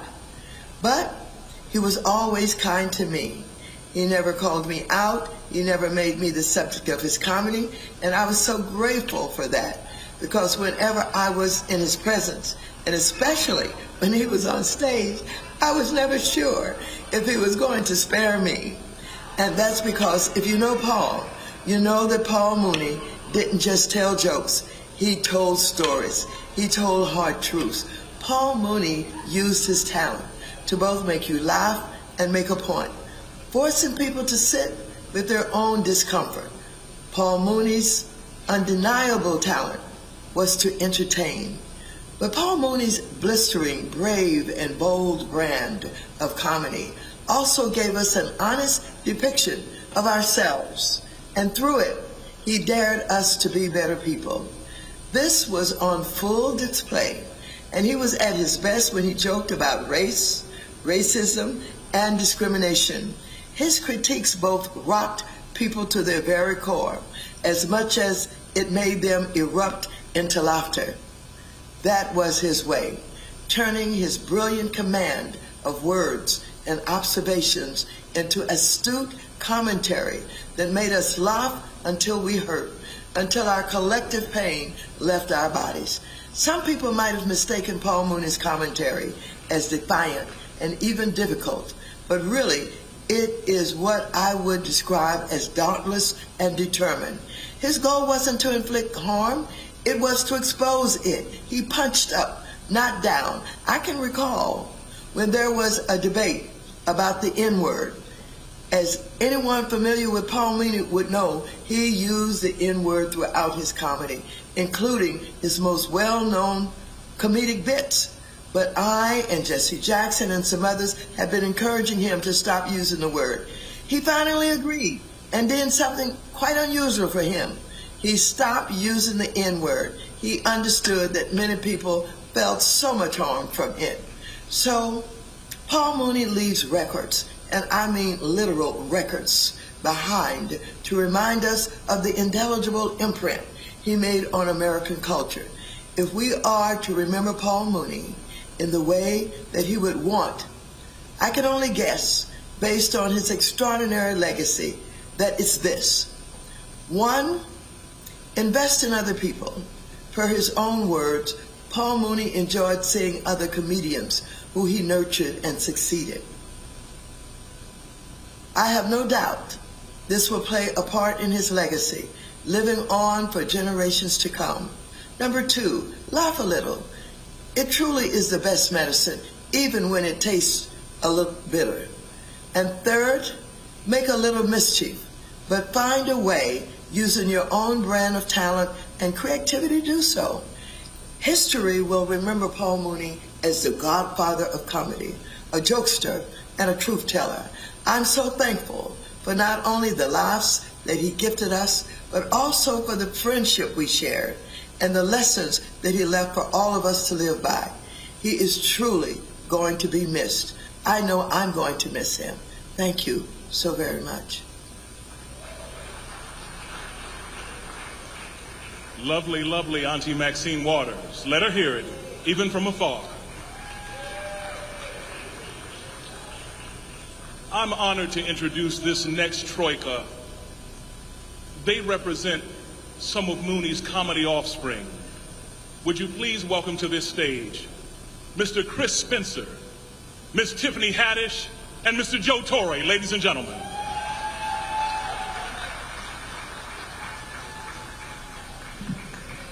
How are you guys doing? How you doing? How you doing? Okay. You have a mic for Joe? No. Oh, what is I mean, we can just stand a little distance. I don't okay. have to project. I'm sorry. She got a Grammy. She knows. I'm known for Go being loud. over there. Paul used to tell me that. You're loud for no goddamn reason. We'll be the Pips. We'll be the Pips. You come over here, we'll be the Pips. First thing I want to say, where's Shane at? Shane? Nigga, how mad would your dad have been to know these two white dudes went back to back at his funeral? Who are those crackers speaking at my funeral? Yes, he would have did that. Wait, tell him what he told you about Guy. Oh no, hey, ladies and gentlemen, unapologetic, you know how Paul was. And we ran together for years. He Smith's in New York, just getting with me, learning from the masters. He was one of my mentors. But he used to always tell me when my brother died, came to LA, and he was like, Joe, you gotta watch your brother. He's got the Belushi complex. He's waiting on you to die. He wants your career. He's going to, trust me. Trust me, homie, trust me. And I used to be like, what do you mean by that? He's like, trust me, your brother, he's got that look in his eye. He's waiting on you to die. Like, what does that mean? And to this day, I think my brother still is waiting on me to die so he can get some of the Torry career, I don't know. Just funny stuff, but come on, man. We got so many different stories about it. Come on, Paul and Tiff. Well, when you first met him. I known Paul since I was 15 years old. Yes. I met him when I was at the Laugh Factory Comedy Camp. And I remember the first time I met him, he was kind of nice. He was trying not to cuss at me. And then as I started coming up to the comedy club constantly, he was like, yo, little, you back here again, little bitch? Oh, you really want to suffer, don't you, little bitch? And I'm like, I don't want to suffer. I just really enjoy doing what I do. He was like, whoa. You know you loud as hell for no goddamn reason, right? And I'm like, no, I just want to make sure everybody can hear me. I come from theater. And I tell him about like all the trophies I would win in these drama competitions. And he was like, that shit don't matter in Hollywood. That shit doesn't matter. None of that matters. People gotta want to come to see it. And then he would watch my set and I would come off stage and he'd be like, you only said 2 funny things tonight. You're not gonna make it, little bitch. You're not gonna make it. You gotta write more. You need to write more. And then I was homeless and I was trying to hide that I was homeless and I don't know who the fuck told him, but somebody told him I was homeless and he said, come here, little bitch, come here. And I came over here and he was like, yeah, so you're homeless. I said, I got my Geo Metro. I'm doing okay. I'm in my Geo Metro. He said, no, you're homeless. Now I got a sister just had some kids. She needs a babysitter. You need a roof over your head. You move in her house, you take care of them kids, you got a roof over your head. And I said, oh man, that's cool. Where's the house? Like, what does it matter? It's a house on your head. It's a roof. And I was like, but how many kids is it? I mean, if I want to do that, I would just get pregnant, Paul. I don't know. He was like, I thought you needed a roof over your head. I said, I got a Geo Metro roof over my head, bro. I'm good. He was like, are you arguing with me? I said, are you trying to put me in a situation I don't want to be in? And then we went back and forth, and he was like, shut the fuck up. And I was like, okay. And then a few days later, I ran into Kevin, and he gave me better options. And I didn't want to be a babysitter. And it's funny because then I got married and I was married to a man that had kids. And then Paul met him and then Paul said, I thought your ass didn't want to be no goddamn babysitter. I was like, but he loved me. He was like, good luck, nigga. He was like, he said some things. I ain't even going to share that because we still got a case. But he was right. That's all I'm going to say. Paul was right. Paul was right. And then as I started to progress and started doing big things, Paul was very proud of me. He was like, little bitch, you did it. You did it. You did it, little bitch. And I was like, You know, Paul, you're the only man that called me bitch that I don't want to punch in the face. Because you my grandfather. You really my grandfather. I miss him. I'm going to miss him terribly. I'm going to miss running jokes by him and him telling me that shit's not funny. Nigga, what are you doing? Once I started making money, I became a nigga. So I'm proud. You went from bitch to nigga. Yeah, I went from bitch to nigga. Bitch to nigga. And I'm proud. But I'm going to miss him terribly. And his sons, you know, every chance I got, I thought if I had put them on my comedy shows, it would draw us closer. But he got mad at me about that for a little bit. But we cool. But I love his sons because they show me a lot. They show me a lot. And I put them in a couple of movies that I did with Walmart, and those movies didn't go nowhere. It's horrible. Like he said it would be. That's what he said when I did it. He said, you know that shit's going to be horrible.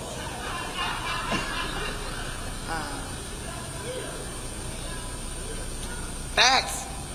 Just speaking facts. And he always told me he was proud of me for being as genuine and as fearless as I am and always speaking my truth. And he said, never be afraid to speak your mind. You might not get no job for a long time, but at least you have your truth out there.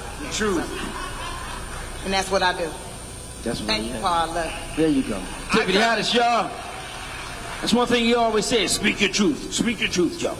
No, Speak your truth. I kind of got introduced to Paul kind of the same way Keenan introduced Robert. Damon introduced me, and he's like, have you ever seen Paul Mooney? I was like, no, what's a Paul Mooney? He says, oh, nigga, come to the show. So we went to the Comedy Store, and I was watching this guy perform and say things I wish I would say. I wish I would write. And he says, that's not the good part. Watch how he clears the room of the white people. And you would see white people, it was like red, like green, like they were trying to figure out, how can they sneak out the room without Paul Mooney seeing them? And they, run, little cracker, run, your little white ass. And it was the fucking most, for comedians, it was the most entertaining shit to watch him run white people out the room. But then it would shock me after when he would hold his white girlfriend's hand and say, let's go, baby.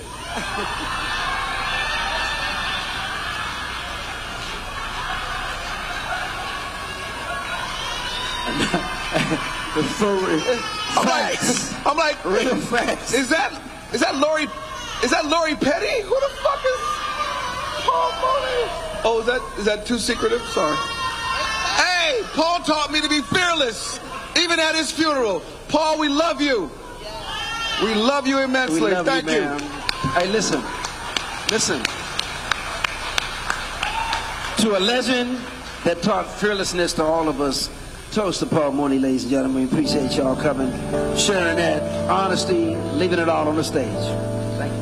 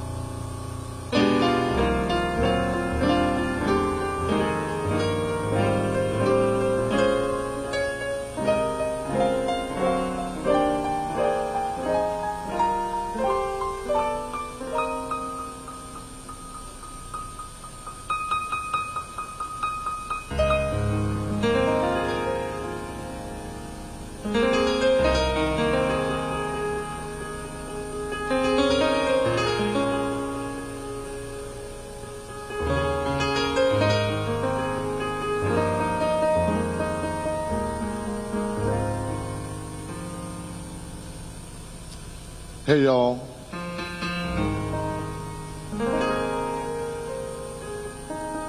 The next performer you all know very well.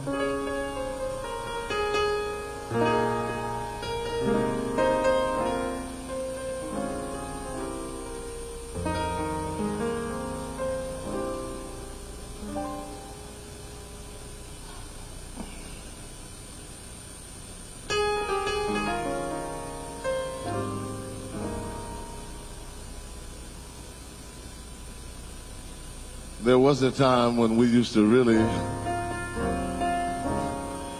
spent a lot of time hanging out doing music and just having fun.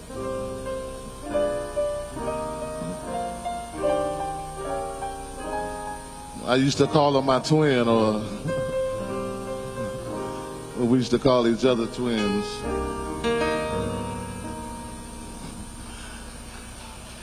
She doesn't need an introduction, but I'm going to give her one anyway. Put your hands together, y'all. Welcome to the stage, Chaka Khan. Chaka Khan. Hi. I was like, hi, Keith. Well, baby. How y'all doing? I loved Paul. He came, I tell you, every gig I did, this side of the country, he was at. He'd call and say, give me 8 tickets. I'd say, no, Paul, darling, you can't have 8. But he was a giant. He was a brilliant, brilliant man. He and Dick Gregory were the 2 giants of comedians that we had. You know, well, in my time anyway. So I'm just gonna sing this little tribute to someone I love.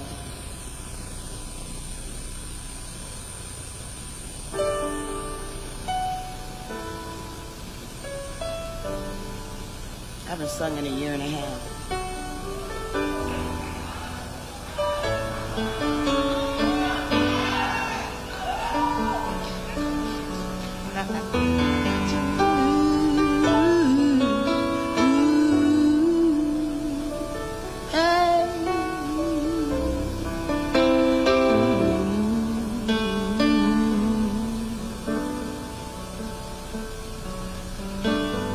Tomorrow is Sunday. Now there's only one day left to go. Till you walk by below my window.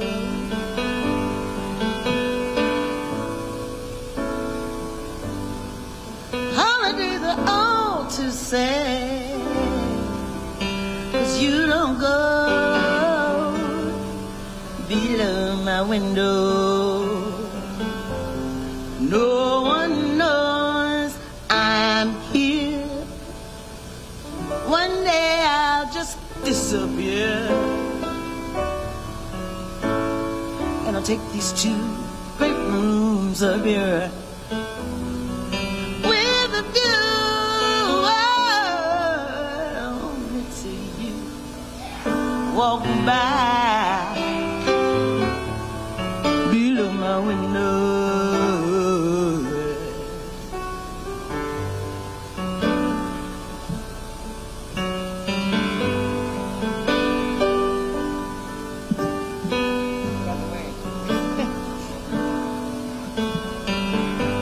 You look so youthful. Time has been untruthful. Heaven knows I loved you 30 years ago. Hot days, your shades undone. Rainy days, you run. Fade so fast below my window. No one knows I'm here. One day I'll just disappear, and I'll take these 2 great rooms up here with a view only to you walk by below my window. When you walk by below my window.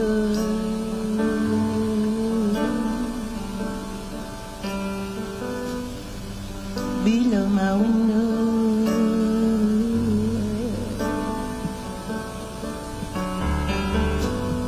Hey, hey. below my window,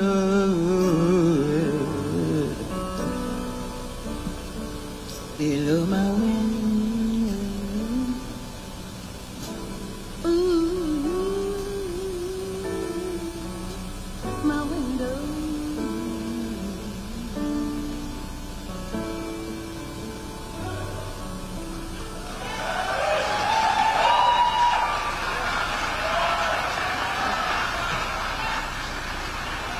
Wayne Lindsay. We've not sung this song Chaka like we Khan. sung this song. Well, I've not sung this song since I sung it with you. That's right. Must have been how many years ago? That was 2005 when we cut it. Whoa. Never released. Okay. Anyway, thank you very much. God bless you all. The one and only Chaka Khan. Let her hear it. The great lady from Chicago, Chaka Khan, ladies and gentlemen. Let her hear it. Wayne Lindsay, the Chocolate City, Washington, D.C. Well, I see this lady sitting at table 2. And like Paul Mooney, she made the peripatetic journey from the South to Northern California. Paul came out of Louisiana to Northern California. She came out of Arkansas to Northern California. She is funny beyond measure, and she's an exquisite human being. Would you please welcome to this stage, Lunell, would you please? Come on here.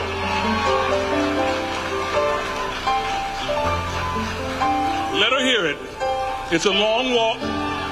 She's got a long walk. Lunell, I'll just say her name repeatedly. Lunell. Lunell. Here she is. Please welcome Lunell to this microphone.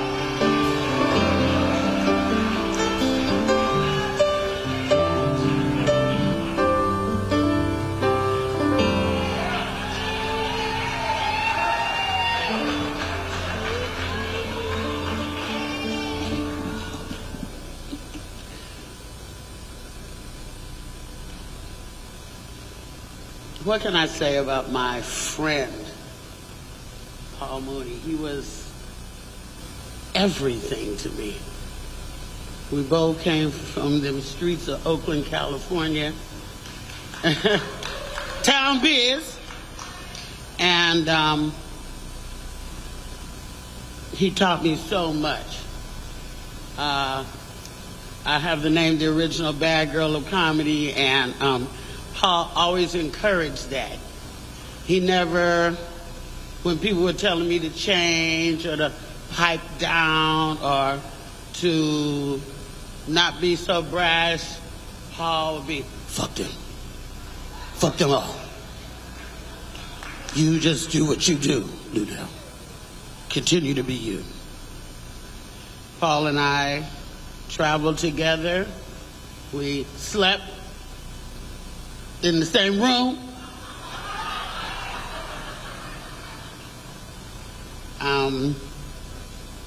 He encouraged me like nobody else ever has. I'm playing Caroline's in New York City in Times Square in about 4 weeks. Paul was the first one to put me on that stage when they wouldn't even fuck with me. We're not in church, right? This is Roosevelt, so I can cuss if I want to.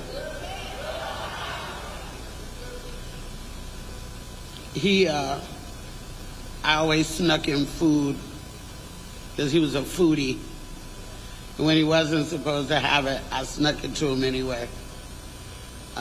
He and I and Dick Gregory did several dates together, all through Atlanta, and I will not say goodbye to Paul today because his memory is so burned into my soul and into my... Am I having a stroke or is that light flicking? Does anybody else see that shit or is it just me?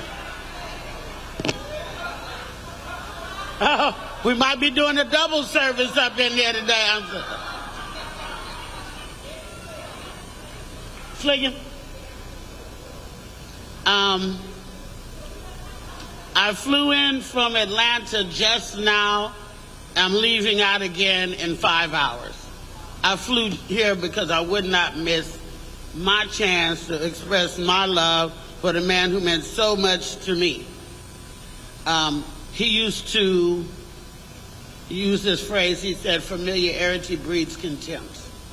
The more they know you, the more they hate on you. Because in all actuality, I'm going to have some really shitty shit to say about the motherfuckers that Paul has helped who are not in this room today. Yeah. They going to hear from me. Because like Paul, I don't give a shit. He was so smart.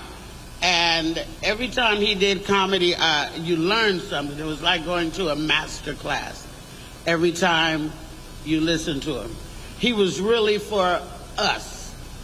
He was really for us. And even though he had extensive dealings with white folks, he really didn't give a shit about them either. Because I have seen Paul walk a white couple out the room. When he was recording Race, I was there. When he was recording Masterpiece, I was there. When he was recording Jesus is Black and So is Cleopatra, I was there. And it's going to be a different world without Paul Mooney. All through the quarantine and all through the insurrection, all I kept hearing was people saying, God, I wish Paul would say something about this. God, I wish Paul would be able to say something about this. He was the person that we listened to when the shit was going down. What would Paul say? So I just want to say to the family and everybody that knows how much I loved and will continue to love him, thank you for including me. Thank you for recognizing that my love is real. Thank you for offering him up to the world. I know as kids you've had to sacrifice, just like my child has had to sacrifice. And that's what happens when your parent belongs to the world. And, I was with Dave Chappelle a couple of weeks ago. I had on this very shirt, and we sat and talked, and he made such an influence on the people who make a difference. He will not be forgotten, and I hope that when you really need a word of knowledge, when you really need to hear what the truth sounds like, I still have some cassette tapes. I got them from an auction because I wasn't alive when cassettes were. But I listen to them. I keep Race at the foot of my bed in an old cassette player, and I just push it sometime when I want to hear that old gruff voice. It's very, very, very hard to say goodbye, so I won't. So I just want you guys to know that I love Paul Mooney. I will continue to love Paul Mooney, and in the loudmouth, brash way that he did, I will continue to carry on his legacy through my comedy and for the world. So, thank you, guys.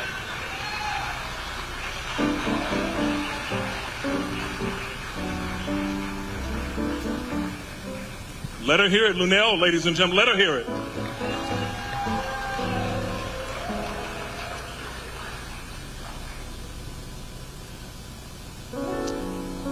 I'm so very, very honored to look on this great daughter of Houston, Texas. She is a magnificent human being, a multi-dimensional artist. She is an exquisite mother, wife, grandmother. She can cook like nobody's business. And most recently, in a great celebration of the breadth of her life and career, she is a Kennedy Center honoree. Would you please welcome to this stage my friend, faithful and just, Miss Debbie Allen, ladies and gentlemen. Let her hear it. Debbie Allen, let her hear it. Here she is, Debbie Allen, ladies and gentlemen.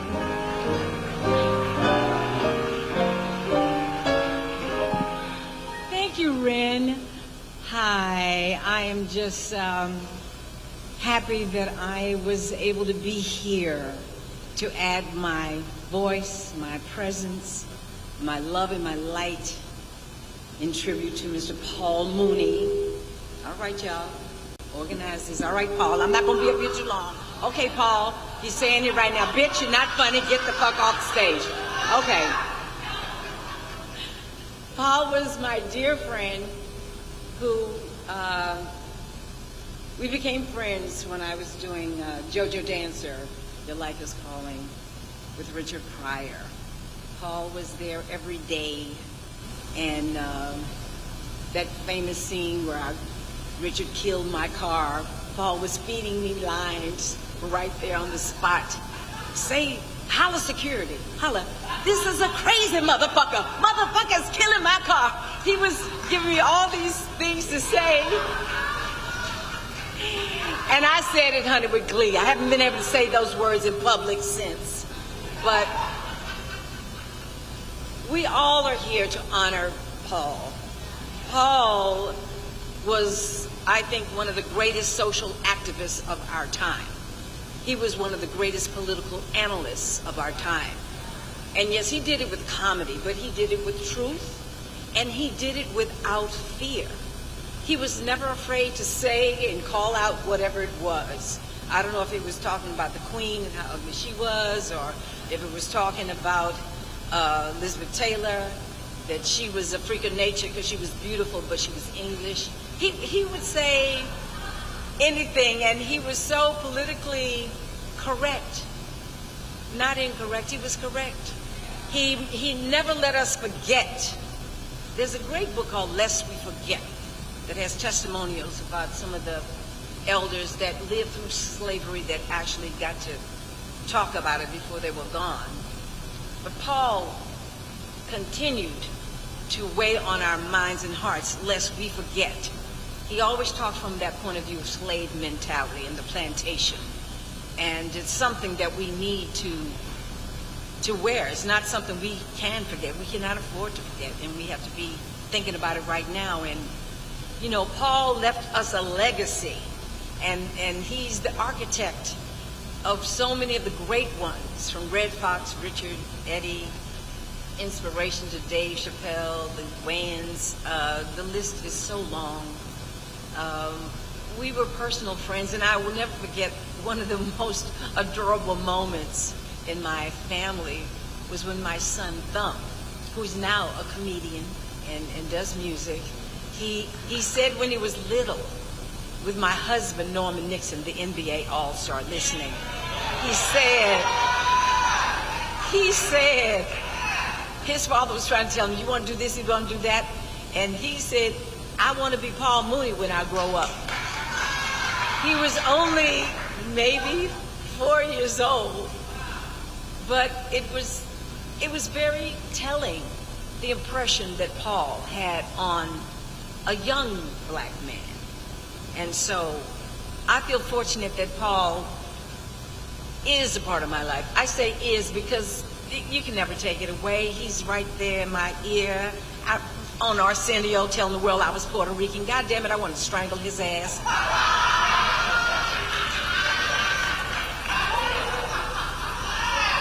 I want to choke him. Or the time, he spent so much time in my house. We were friends. I remember when Paul picked me up one time to go with him, and it looked like Jurassic Park had taken a bite out of his car. There was a hole, and there was a hole in the car, and we laughed the whole time. We never stopped laughing. We never stopped laughing. We never stopped loving each other. And so that's what this is about right now, is our love for Paul Mooney, and he will live forever. He will live in our hearts. We have all that we can see, and I'm just grateful that he has been a part of my life. He left my husband with a nickname that I will share with you publicly. One of the best birthday gifts I gave my husband was a beautiful white baby grand piano. And he took lessons, he could play, it's what he does. Paul was over there to dinner, Heard no place said, oh, niggerachi. Okay. Thank you. That's good.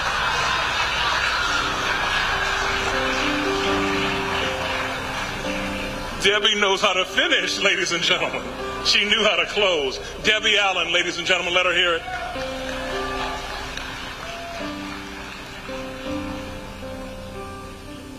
At this time, I'd like to bring to the stage, for the reading of the obituary, a woman who's been so germane to the success of getting Paul's name recognized with the kind of reverence it deserves.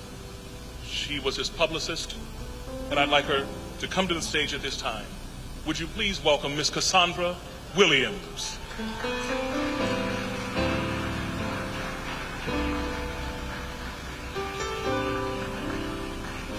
90% of everybody in here knows me.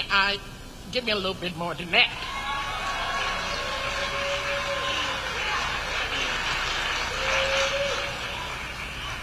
When Spring said you can go ahead and read the obituary, it was in lieu of me not singing. Y'all go ahead and laugh. Paul always said, you're good to publicists, but darling, you cannot sing. But you guys got a treat today. My daughter, Miss CeCe Rang, opened the show today.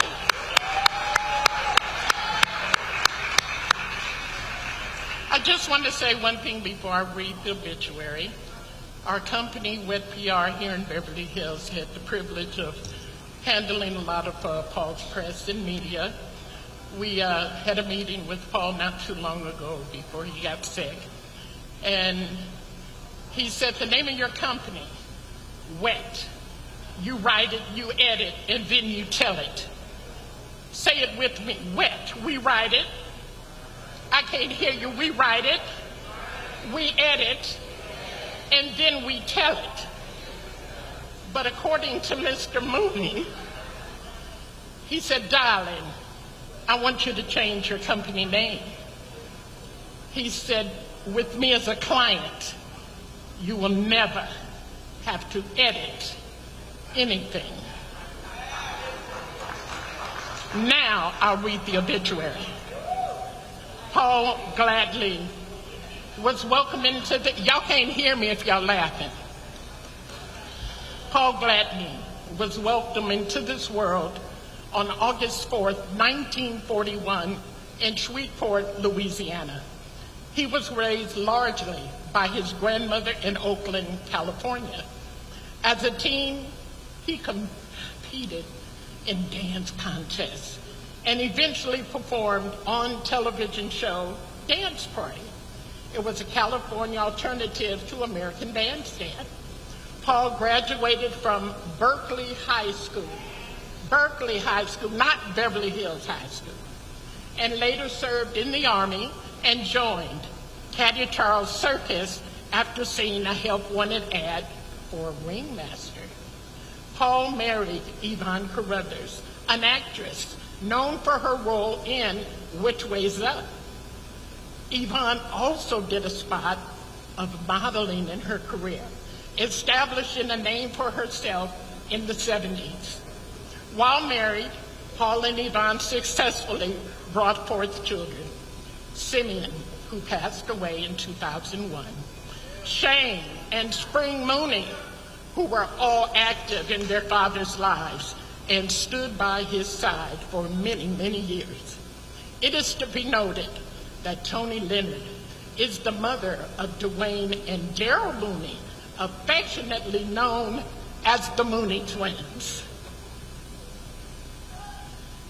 Paul also has a daughter by the name of Elisa Marie Swartz, who maintains strong ties with her Mooney family and is here today. Paul played an integral part in the life of renowned actor Richard Pryor. Paul composed many routines Richard performed in. Beyond that, he left his mark on Pryor's legacy by taking on the role as head writer of the fan favorite The Richard Pryor Show. He also served as the head writer for the show in living color and created the character Homie D. Clown. In 1975, a new sketch comedy, which was then known as Saturday Night, was reaching the midway point of the first season on NBC. It was Paul Mooney who wrote the episode with Richard Pryor and Chevy Chase that put SNL on the map. He also became known as a member of the Black Pack, a comedy clique that included Robert Townsend, Eddie Murphy, Arsenio Hall, and Keenan Ivory Wayans. In 2006, Paul made headlines when he renounced the N-word after fellow comedians' racist outbursts at a famous comedy venue in Hollywood.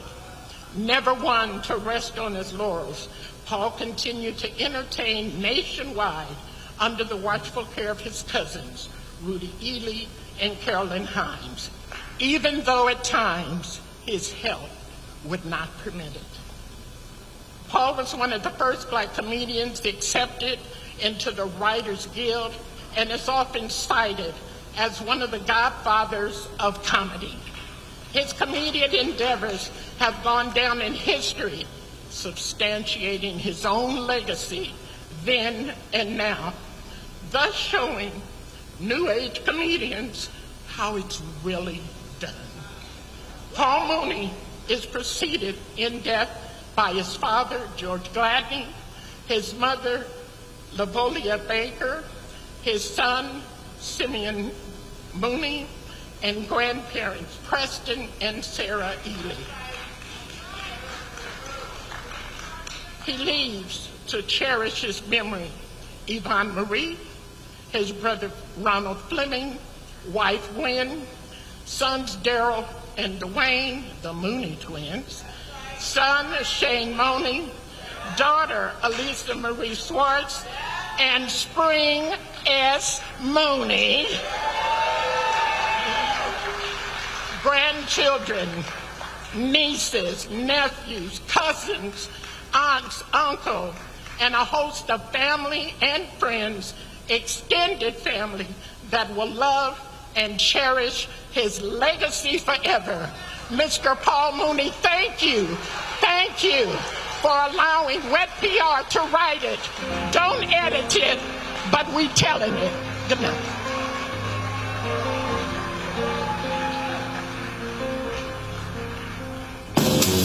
I talk about subjects that we should talk about with each other, and that we should be open and we should discuss these things. We need laughter on our plate. Everybody does. But I'm concerned with now and the future. I'm at my happiness when I'm on that stage. The audience can feel it. It's the truth. He was too black for Hollywood. Yes. He was just too black. It was like they weren't ready for that level of blackness coming through the comedy scene. So that's why he did not become mainstream, because it was too radical for Hollywood to present as a commercial product. Not only was he too black for Hollywood, he was too handsome for Hollywood. Yeah. Billy D. Williams told Paul Mooney, if I had your looks, I would have been a bigger star. They used to always call our father the black Paul Mooney. And our father would say, no, he's the white Paul Mooney. I'd like to introduce some people that work on the show. Richard allowed me to go out and find the talent. No one had to audition. Tim Reeves, Marsha Warfield, Robin Williams, Sandra Bernhardt, Detroit, John Witherspoon, Paul Mooney.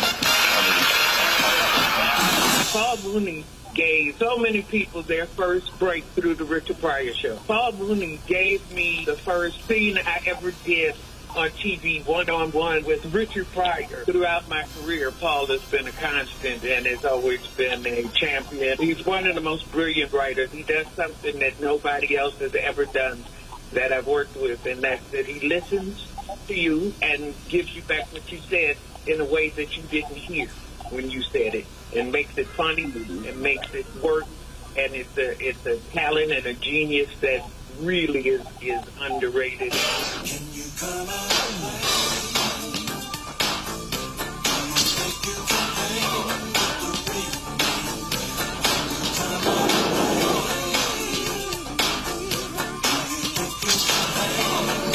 Please give it up for the one and only Mr. Paul Mooney. Thank you. Thank you. Thank you. Thank you so much. Thank you. Wonderful. Long overdue, but wonderful.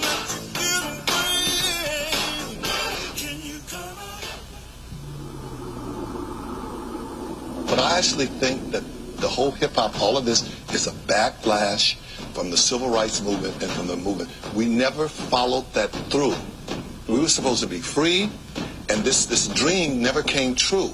And I think the kids are defying, they're angry about it, that we didn't make it the way it should be. He's probably one of the most successful comedians, and he's certainly one of the most influential of his generation. He prides himself on tackling the issues that other people won't touch. You can't mix black light up with Mexican. It's not the same. The Mexicans volunteered to come here to work for a quarter. We were forced to come here to work for free. Underline the free. Underline the free. For 500 fucking years. Free. So if black people choose to sit on their ass, so be it. And it was just such a joy to watch him, man, because I felt he was saying things that so many people wanted to say but were afraid to say. And I'm supposed to be happy because we got one black president. One? I'm not excited. White folks have had 43. Give me 43 black ones, and then I'll get excited. Yeah, but by then we're going to be, by then we'll be dead. It's not about being dead. It's about the reality of it. If we're going to talk reality, let's talk reality. Okay. Why should I get excited? One black president, I'm supposed to be over thrilled? I'm not thrilled. White folks have had 43. And if I get a black vice president, a black everything, then I'll get excited. But until then, I'm not getting excited. Because what goes around comes around. You can have all that, but I can't. Okay. It's like, you can wear Nikes, but I can't wear them. And if I wear them, I'm supposed to be excited now because you kept them from me. No, it doesn't work that way with me. I'm not impressed. I'm waiting all the time. You have a black president, so it's one. Okay. No big deal to me. Okay. I think the kids call it even Steven. Paul Mooney. Oh, homie, it's all about that, homie. It's all about that. No, Paul Mooney, I gotta say this, when I think in terms of the Black Pack and us starting out, the man who really schooled us a lot early on as young comedians was Paul Mooney, who would sit with us. And, Paul had written on all the shows, and he would just take time to talk game. I just remember me and Keenan just young, yeah, so how do you get into, how do you do, you're just young and you're hungry for questions. And Paul Mooney would always take time for us, and he was in my first Partners in Crime. He was in Hollywood Shuffle, the president of the NAACP. And I say that as long as black actors play these roles, they'll never play the Rambos until they stop playing the Zambos. I said you have to find your center, and whatever you think about yourself is what the audience think. I said, so you're beautiful. You know you're beautiful. Get up there and do it. Everybody wants to be thin. I said they're going to flip for you when they get a hold of you in New York. Everything I told her came to pass. I said they are going to be so much in love with you. You'll be the hottest thing going. That's the one thing that frightens white people is unity between blacks. They don't want us to have anything in common because we like what the favorite dance step is. We can spread that quickly. We all dance the same. It has variations throughout the states, but it's all the same. And if we ever communicate the way we do when we dance, we'll be a problem in America. It's time. Who came up with the concept of Homie the Clown? The character was inspired by Paul Mooney, because Mooney was like the angriest writer up in Living Color. Yeah. And he would break their face all the time and keep going, no, homie, I don't think so. We want you guys to finish. I don't think so. So they wrote this sketch about this clown, and then, I did the rest. You know, when I was around the Comedy Store, I was basically the host of the Comedy Store when I emceed, you know. The first time I was at the Comedy Store, Paul Mooney and them, they gave me the light because I was going on. So I just kept going and going. I hadn't met Paul Mooney yet. And Richard would come in. I look at the back. Richard Pryor's in the back. I said, "What the hell you doing here, Richard? How you doing?" He knew Paul Mooney.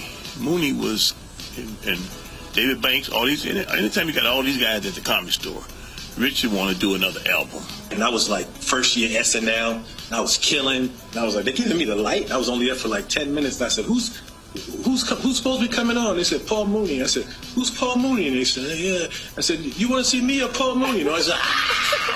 So I did like another hour or something.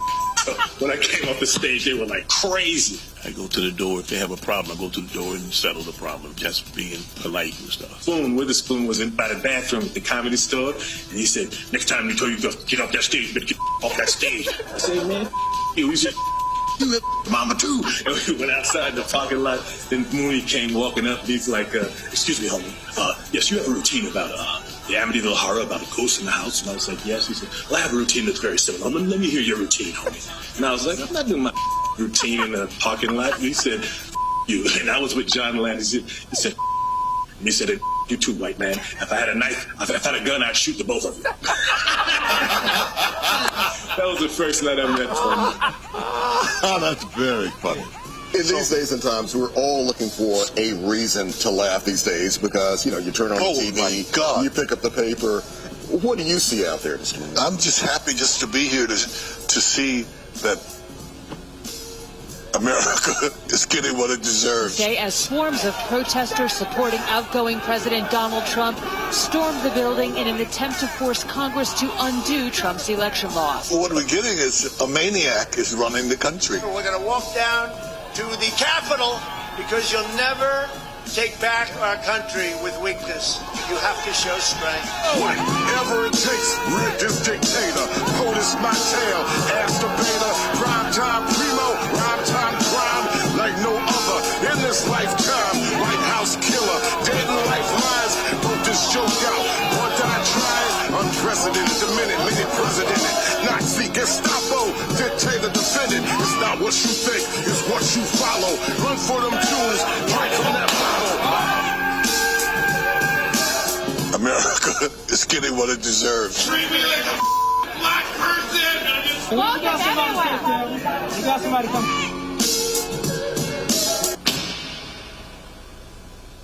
They created that environment, the racial environment. You know, the jokes.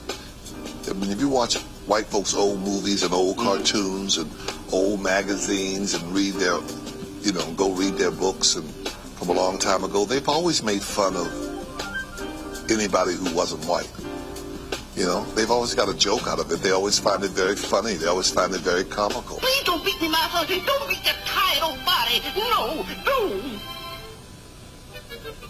What's this I hear about you whipping slaves? I just think basically they can dish, but they can't take it. You just walked into it. Excuse me? Oh, my God. Yeah, but you deserved it. You know, it all depends on what makes them comfortable, what time is, what fits for them. All right, the show will start in 5 more minutes. 5 more minutes, the show will start. There's so much that can be said about the Paul Mooney Presents a Night of Comedy concert series. So let's begin by acknowledging those that came out nationwide as Paul Mooney presented the best in senior and up-and-coming comedians of TV, film, and social media. During intermission, Paul managed to stop by the lobbies to pose for pictures, signed autographs, and even took a few selfies. Now, these series of comedy events began in Oakland and wrapped up in New Orleans night after night, and was produced by Rudy and Regina Clennett Entertainment Productions, all in the name of comedy for the man himself, Mr. Paul Mooney. Give yourselves a round of applause. Come on, black folks. Because you look great, and we want to thank you for coming out. I love to see you here. Real quick, I have to make a shout out. Today is one of my favorite comedians that's ever lived birthday. So I wanted to just film you guys wishing him happy birthday. This motherfucker is turning 79 today. This motherfucker is a comedy legend, and only other legends would understand. You're the best. You're one of the greatest comedians I've ever seen in any era, and you're my hero. Happy birthday, Paul Mooney. I love you.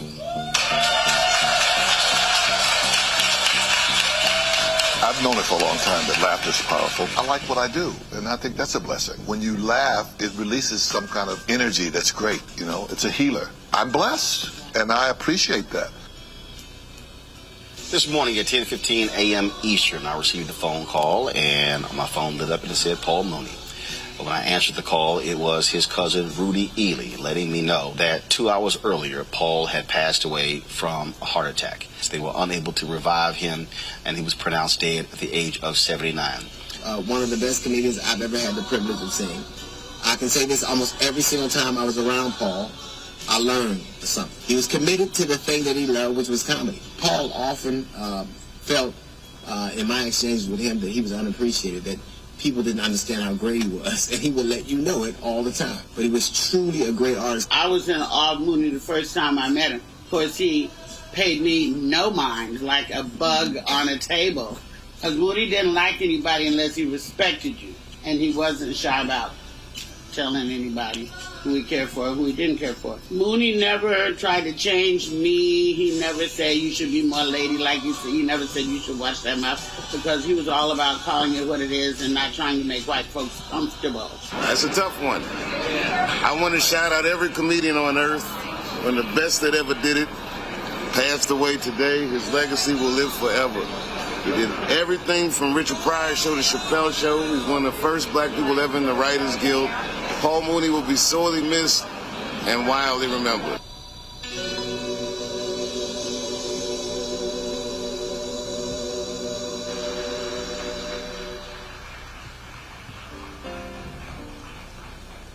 An absolute giant. Ladies and gentlemen, 37 years ago, when I was a 19-year-old budding actor, I was doing a play at the Inner City Cultural Center at 1308 South New Hampshire. And it was a play called Fight the Good Fight. And there was a set of twins in the play. And throughout rehearsal, they said to me, "How old are you?" I said, 19. They said, "You know, you really need to meet our father. You know, you talk shit at a standard that recalls our father." And I said, okay. And I was so honored when Paul Mooney came to 1308 South New Hampshire and walked up those steps at the Inner City Cultural Center. He had a 2-seater Benz with blue interior. He had on a lid that was just fantastic. He was clean as a Safeway chitlin as he ascended those stairs. And he came up those stairs and we did the show, and afterward he said, "Oh nigga, you're very talented nigga. You're very talented nigga."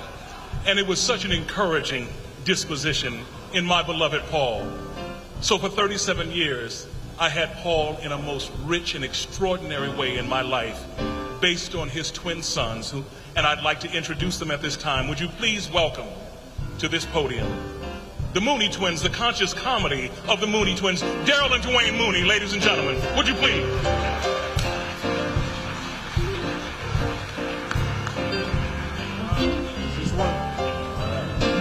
How's everybody doing?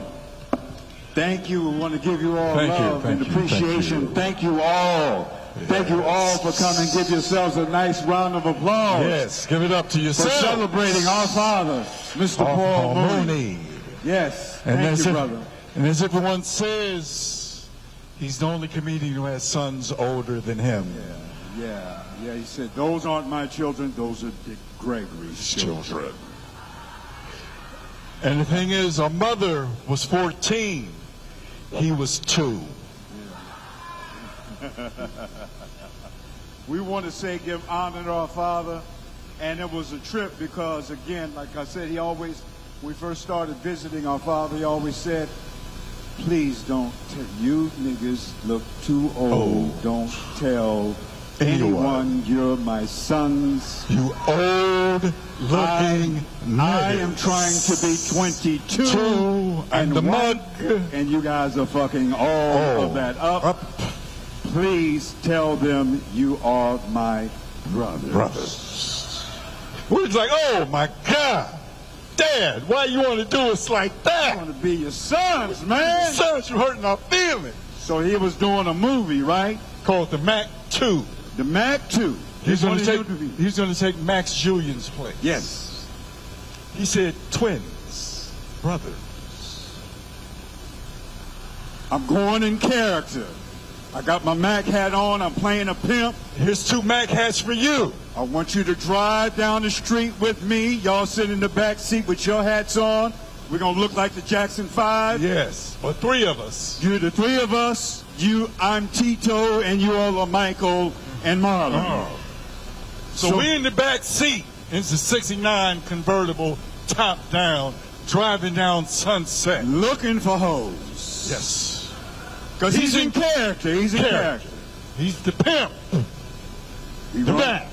We see 3 hoes on Sunset. 3 of them. Fine. Chocolate, fine. Chocolate. Light skin, fine. Yeah. Latina, fine. Right. He gets up out the car. Hey, what's up? He in character.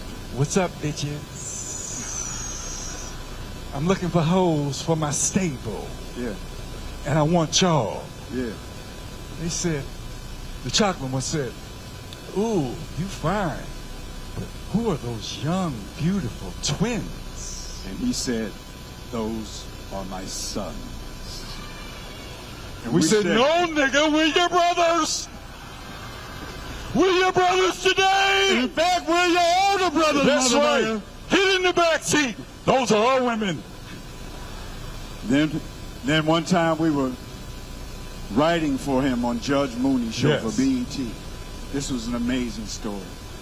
We were writing, and we were making some money, had business credit, had $200,000 worth of business credit. We came up with 2 cold black Mercedes. Brand new Mercedes. Oh. Our father drove up on the lot in another 1969 convertible Cadillac. He looked at us, the Mercedes and the money we had. He jumped out the car and said, you niggas have gone from coon to tycoon.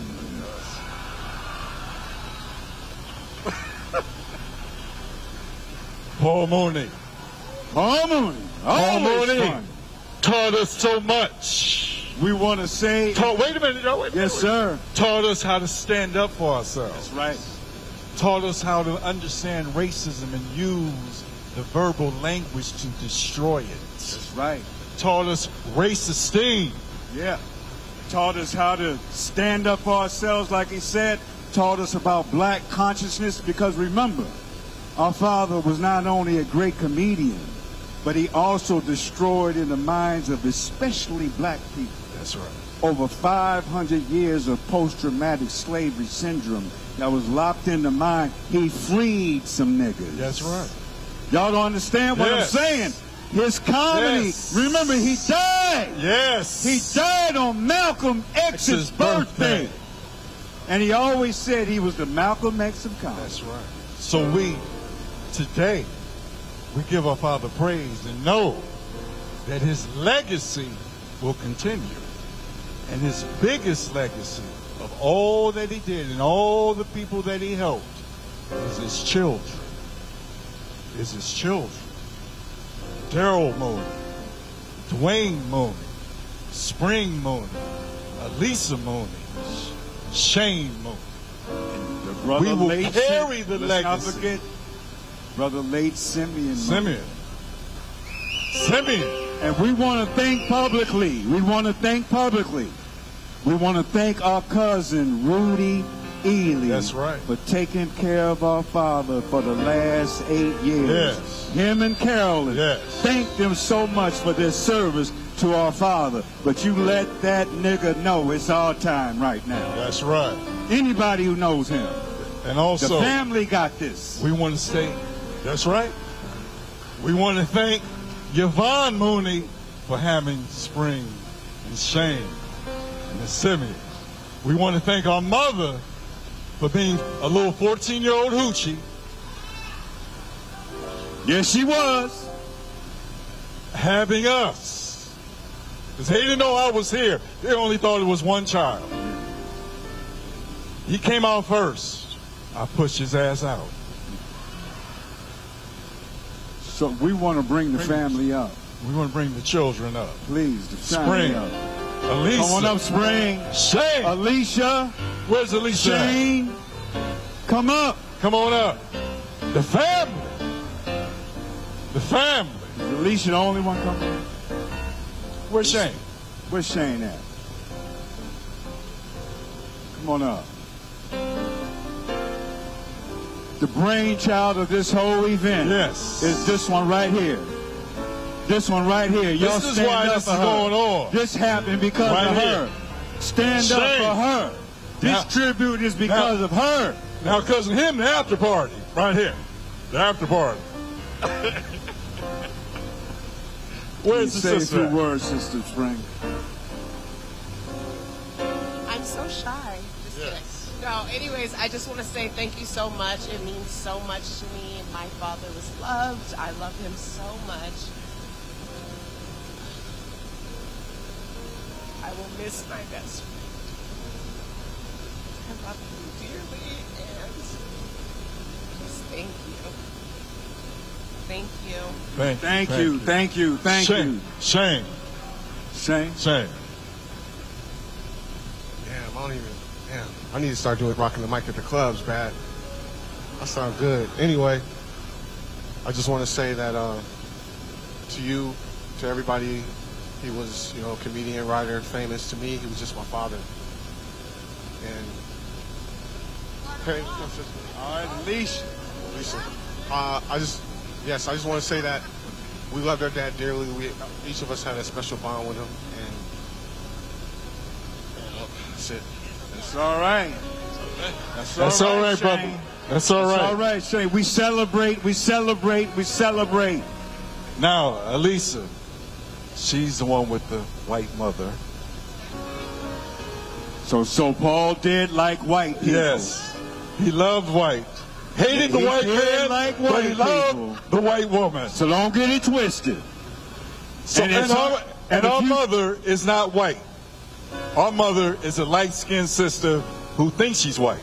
But we want to go, Elisa, a few words.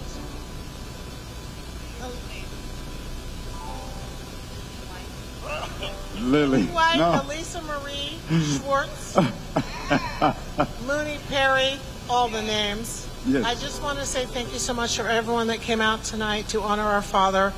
It's a wall of history. It's surreal. It's amazing. I am in complete, utter honor for all of you that talk so much about our father because he was amazing and wonderful, and we all have a piece of him in us. It's undeniable. It's amazing, and we love you all. Thank you. Thank you. Thank you. This is the Mooney family. This is the Mooney family. Thank you. That's it. Know what we look like. So if anything goes down, it comes through us. We are at one accord. The Mooney family, the Mooney twins and the family, thank you so very much. We love you. We love you. Debbie Allen, Fisher Save Pittsburgh. Yes. We love y'all. Peace.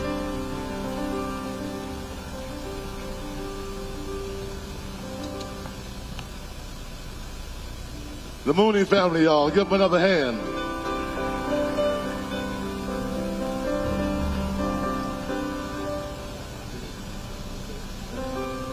All right, y'all.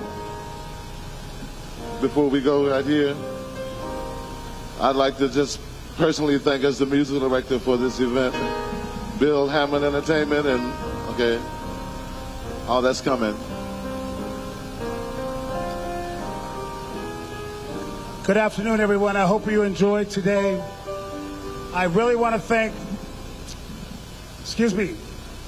Angela Witherspoon and David Letterman, who made the initial calls to me and Wayne to do this for the family. And we did this from our heart.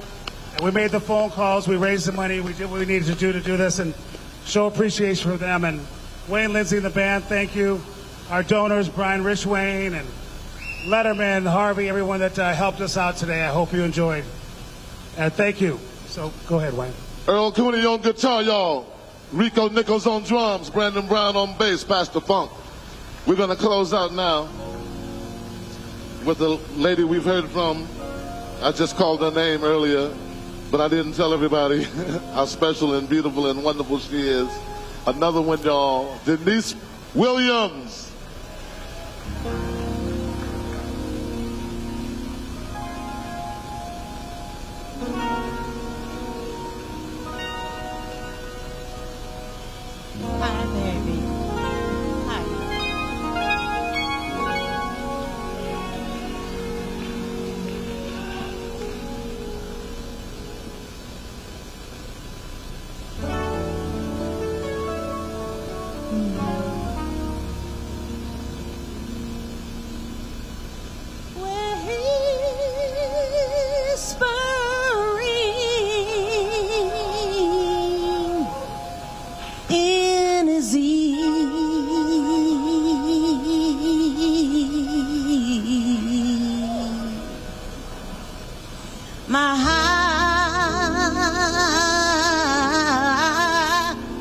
magic potion for love.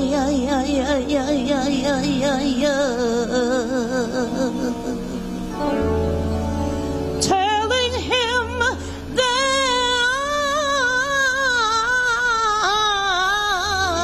I'm sincere.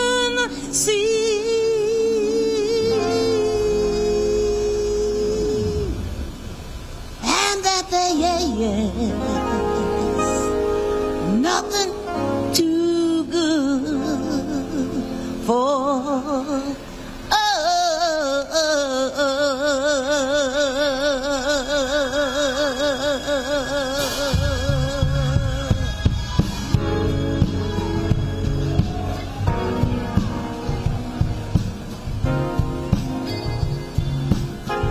and I just got to be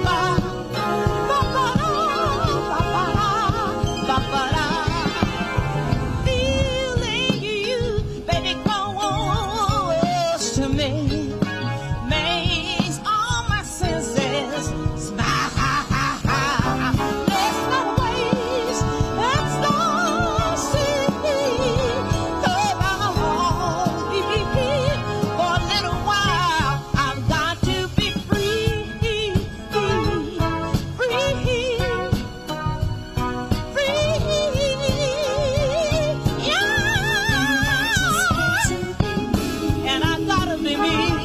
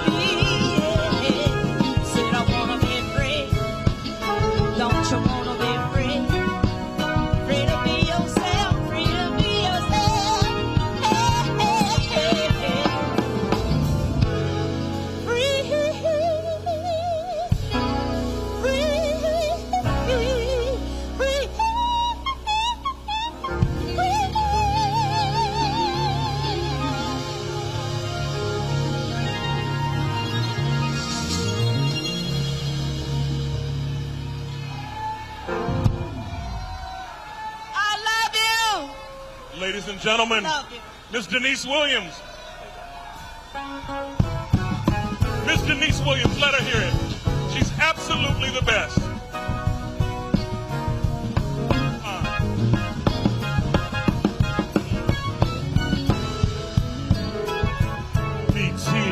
Ladies and gentlemen, I'd like you to know that tonight here in the theater at 9 p.m., there will be a party and another celebration for Mr. Paul Mooney. Thank you so very much.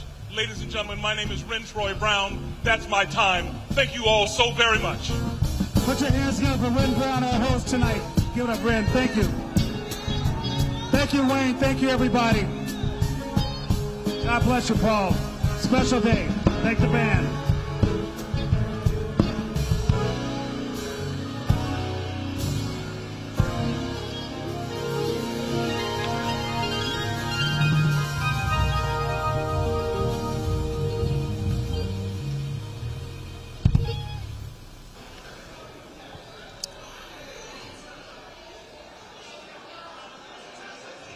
And folks, with that is the end of this Paul Mooney Memorial Service. You heard Bill Hammond say at the end, it was David Letterman, as well as the wife of John Witherspoon, who passed away last year, who called Bill and said, hey, we got to put together a tribute in honor of Paul Mooney. That's how this whole thing came together. That's how the money was raised. A number of comedians came together and put the money together for this. Hail here at the Hotel Roosevelt right here on Hollywood Boulevard. Of course, this is the memorial service program right here for Paul Mooney.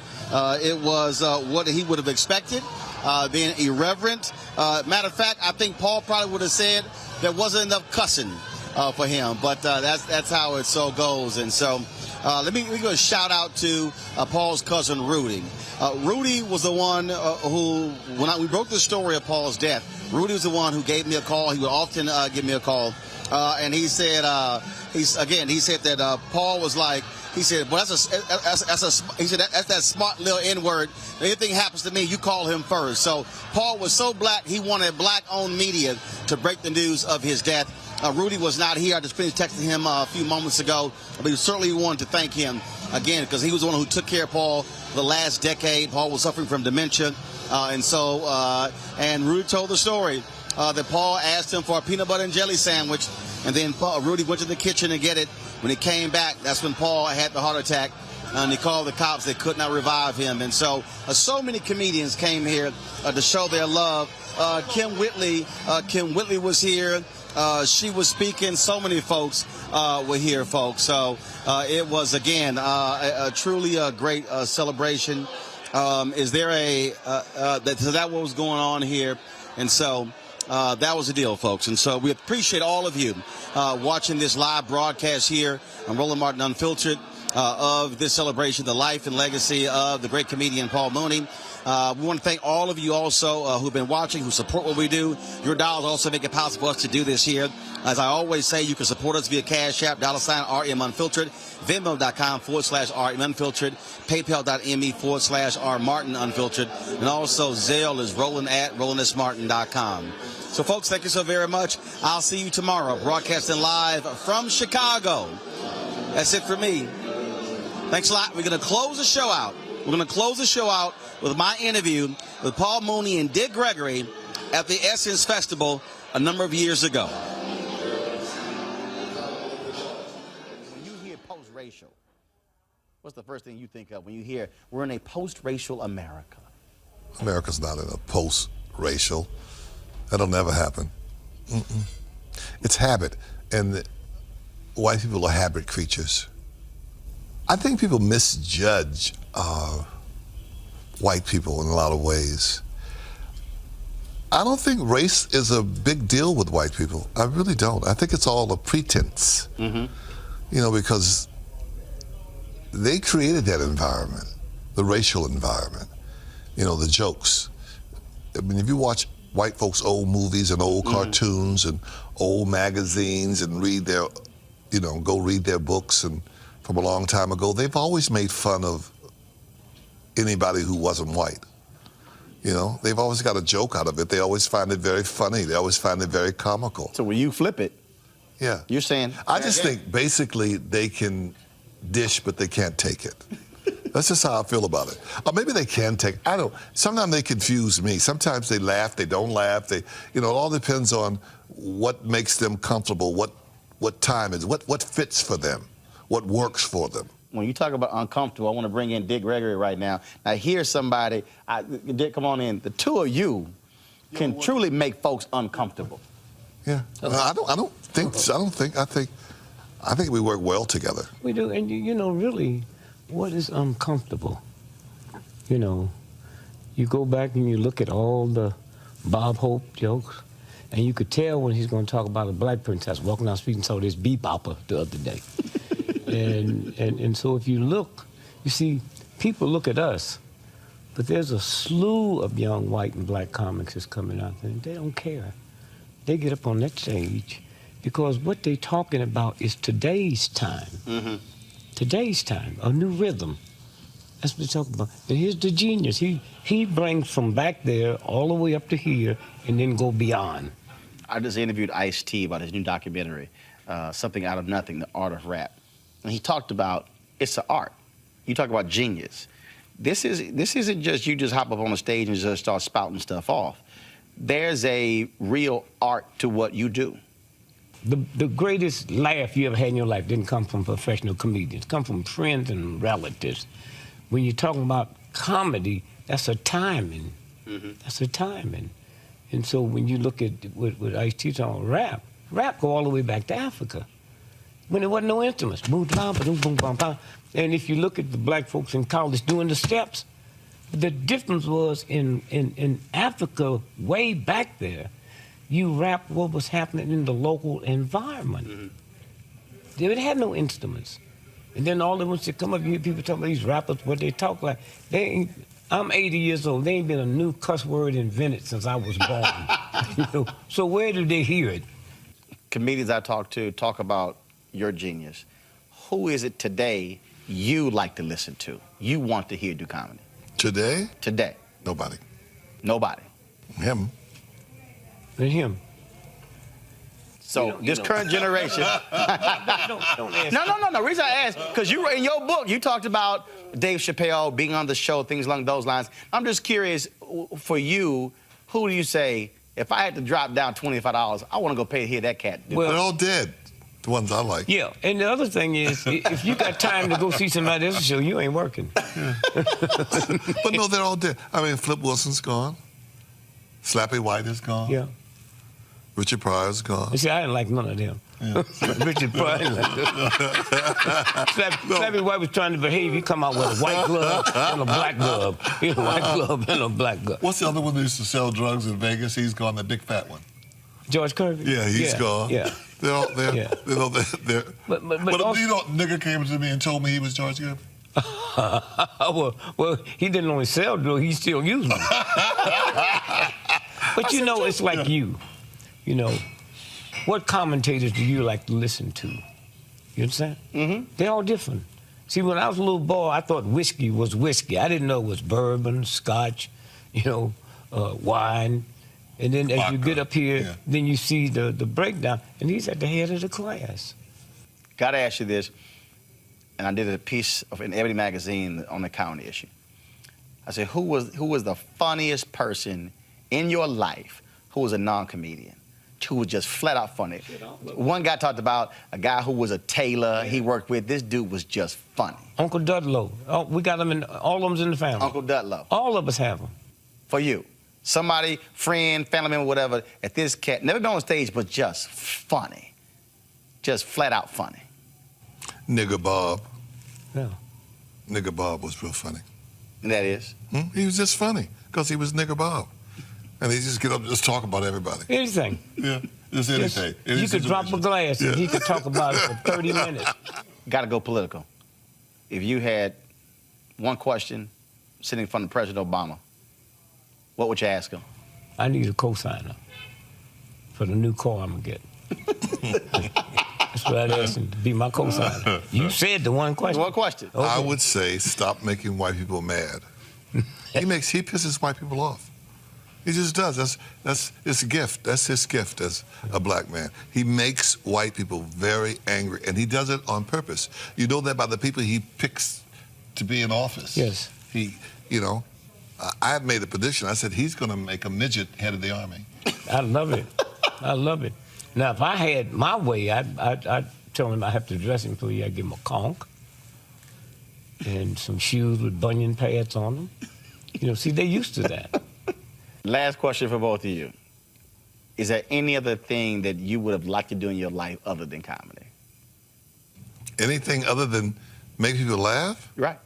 No. Not me. No. Like what? What would you suggest? Not suggesting, just asking. But remember, we didn't choose it. We didn't come up and say, I'm going to be a comic. You got people saying, I'm going to be a singer. I'm going to be a dancer. Right. Nobody ever walked out the crib first and second grade talking about, I'm going to be a comic. That reminds me of when they asked Miles Davis, they said, if you had 15 minutes to live, what would you do?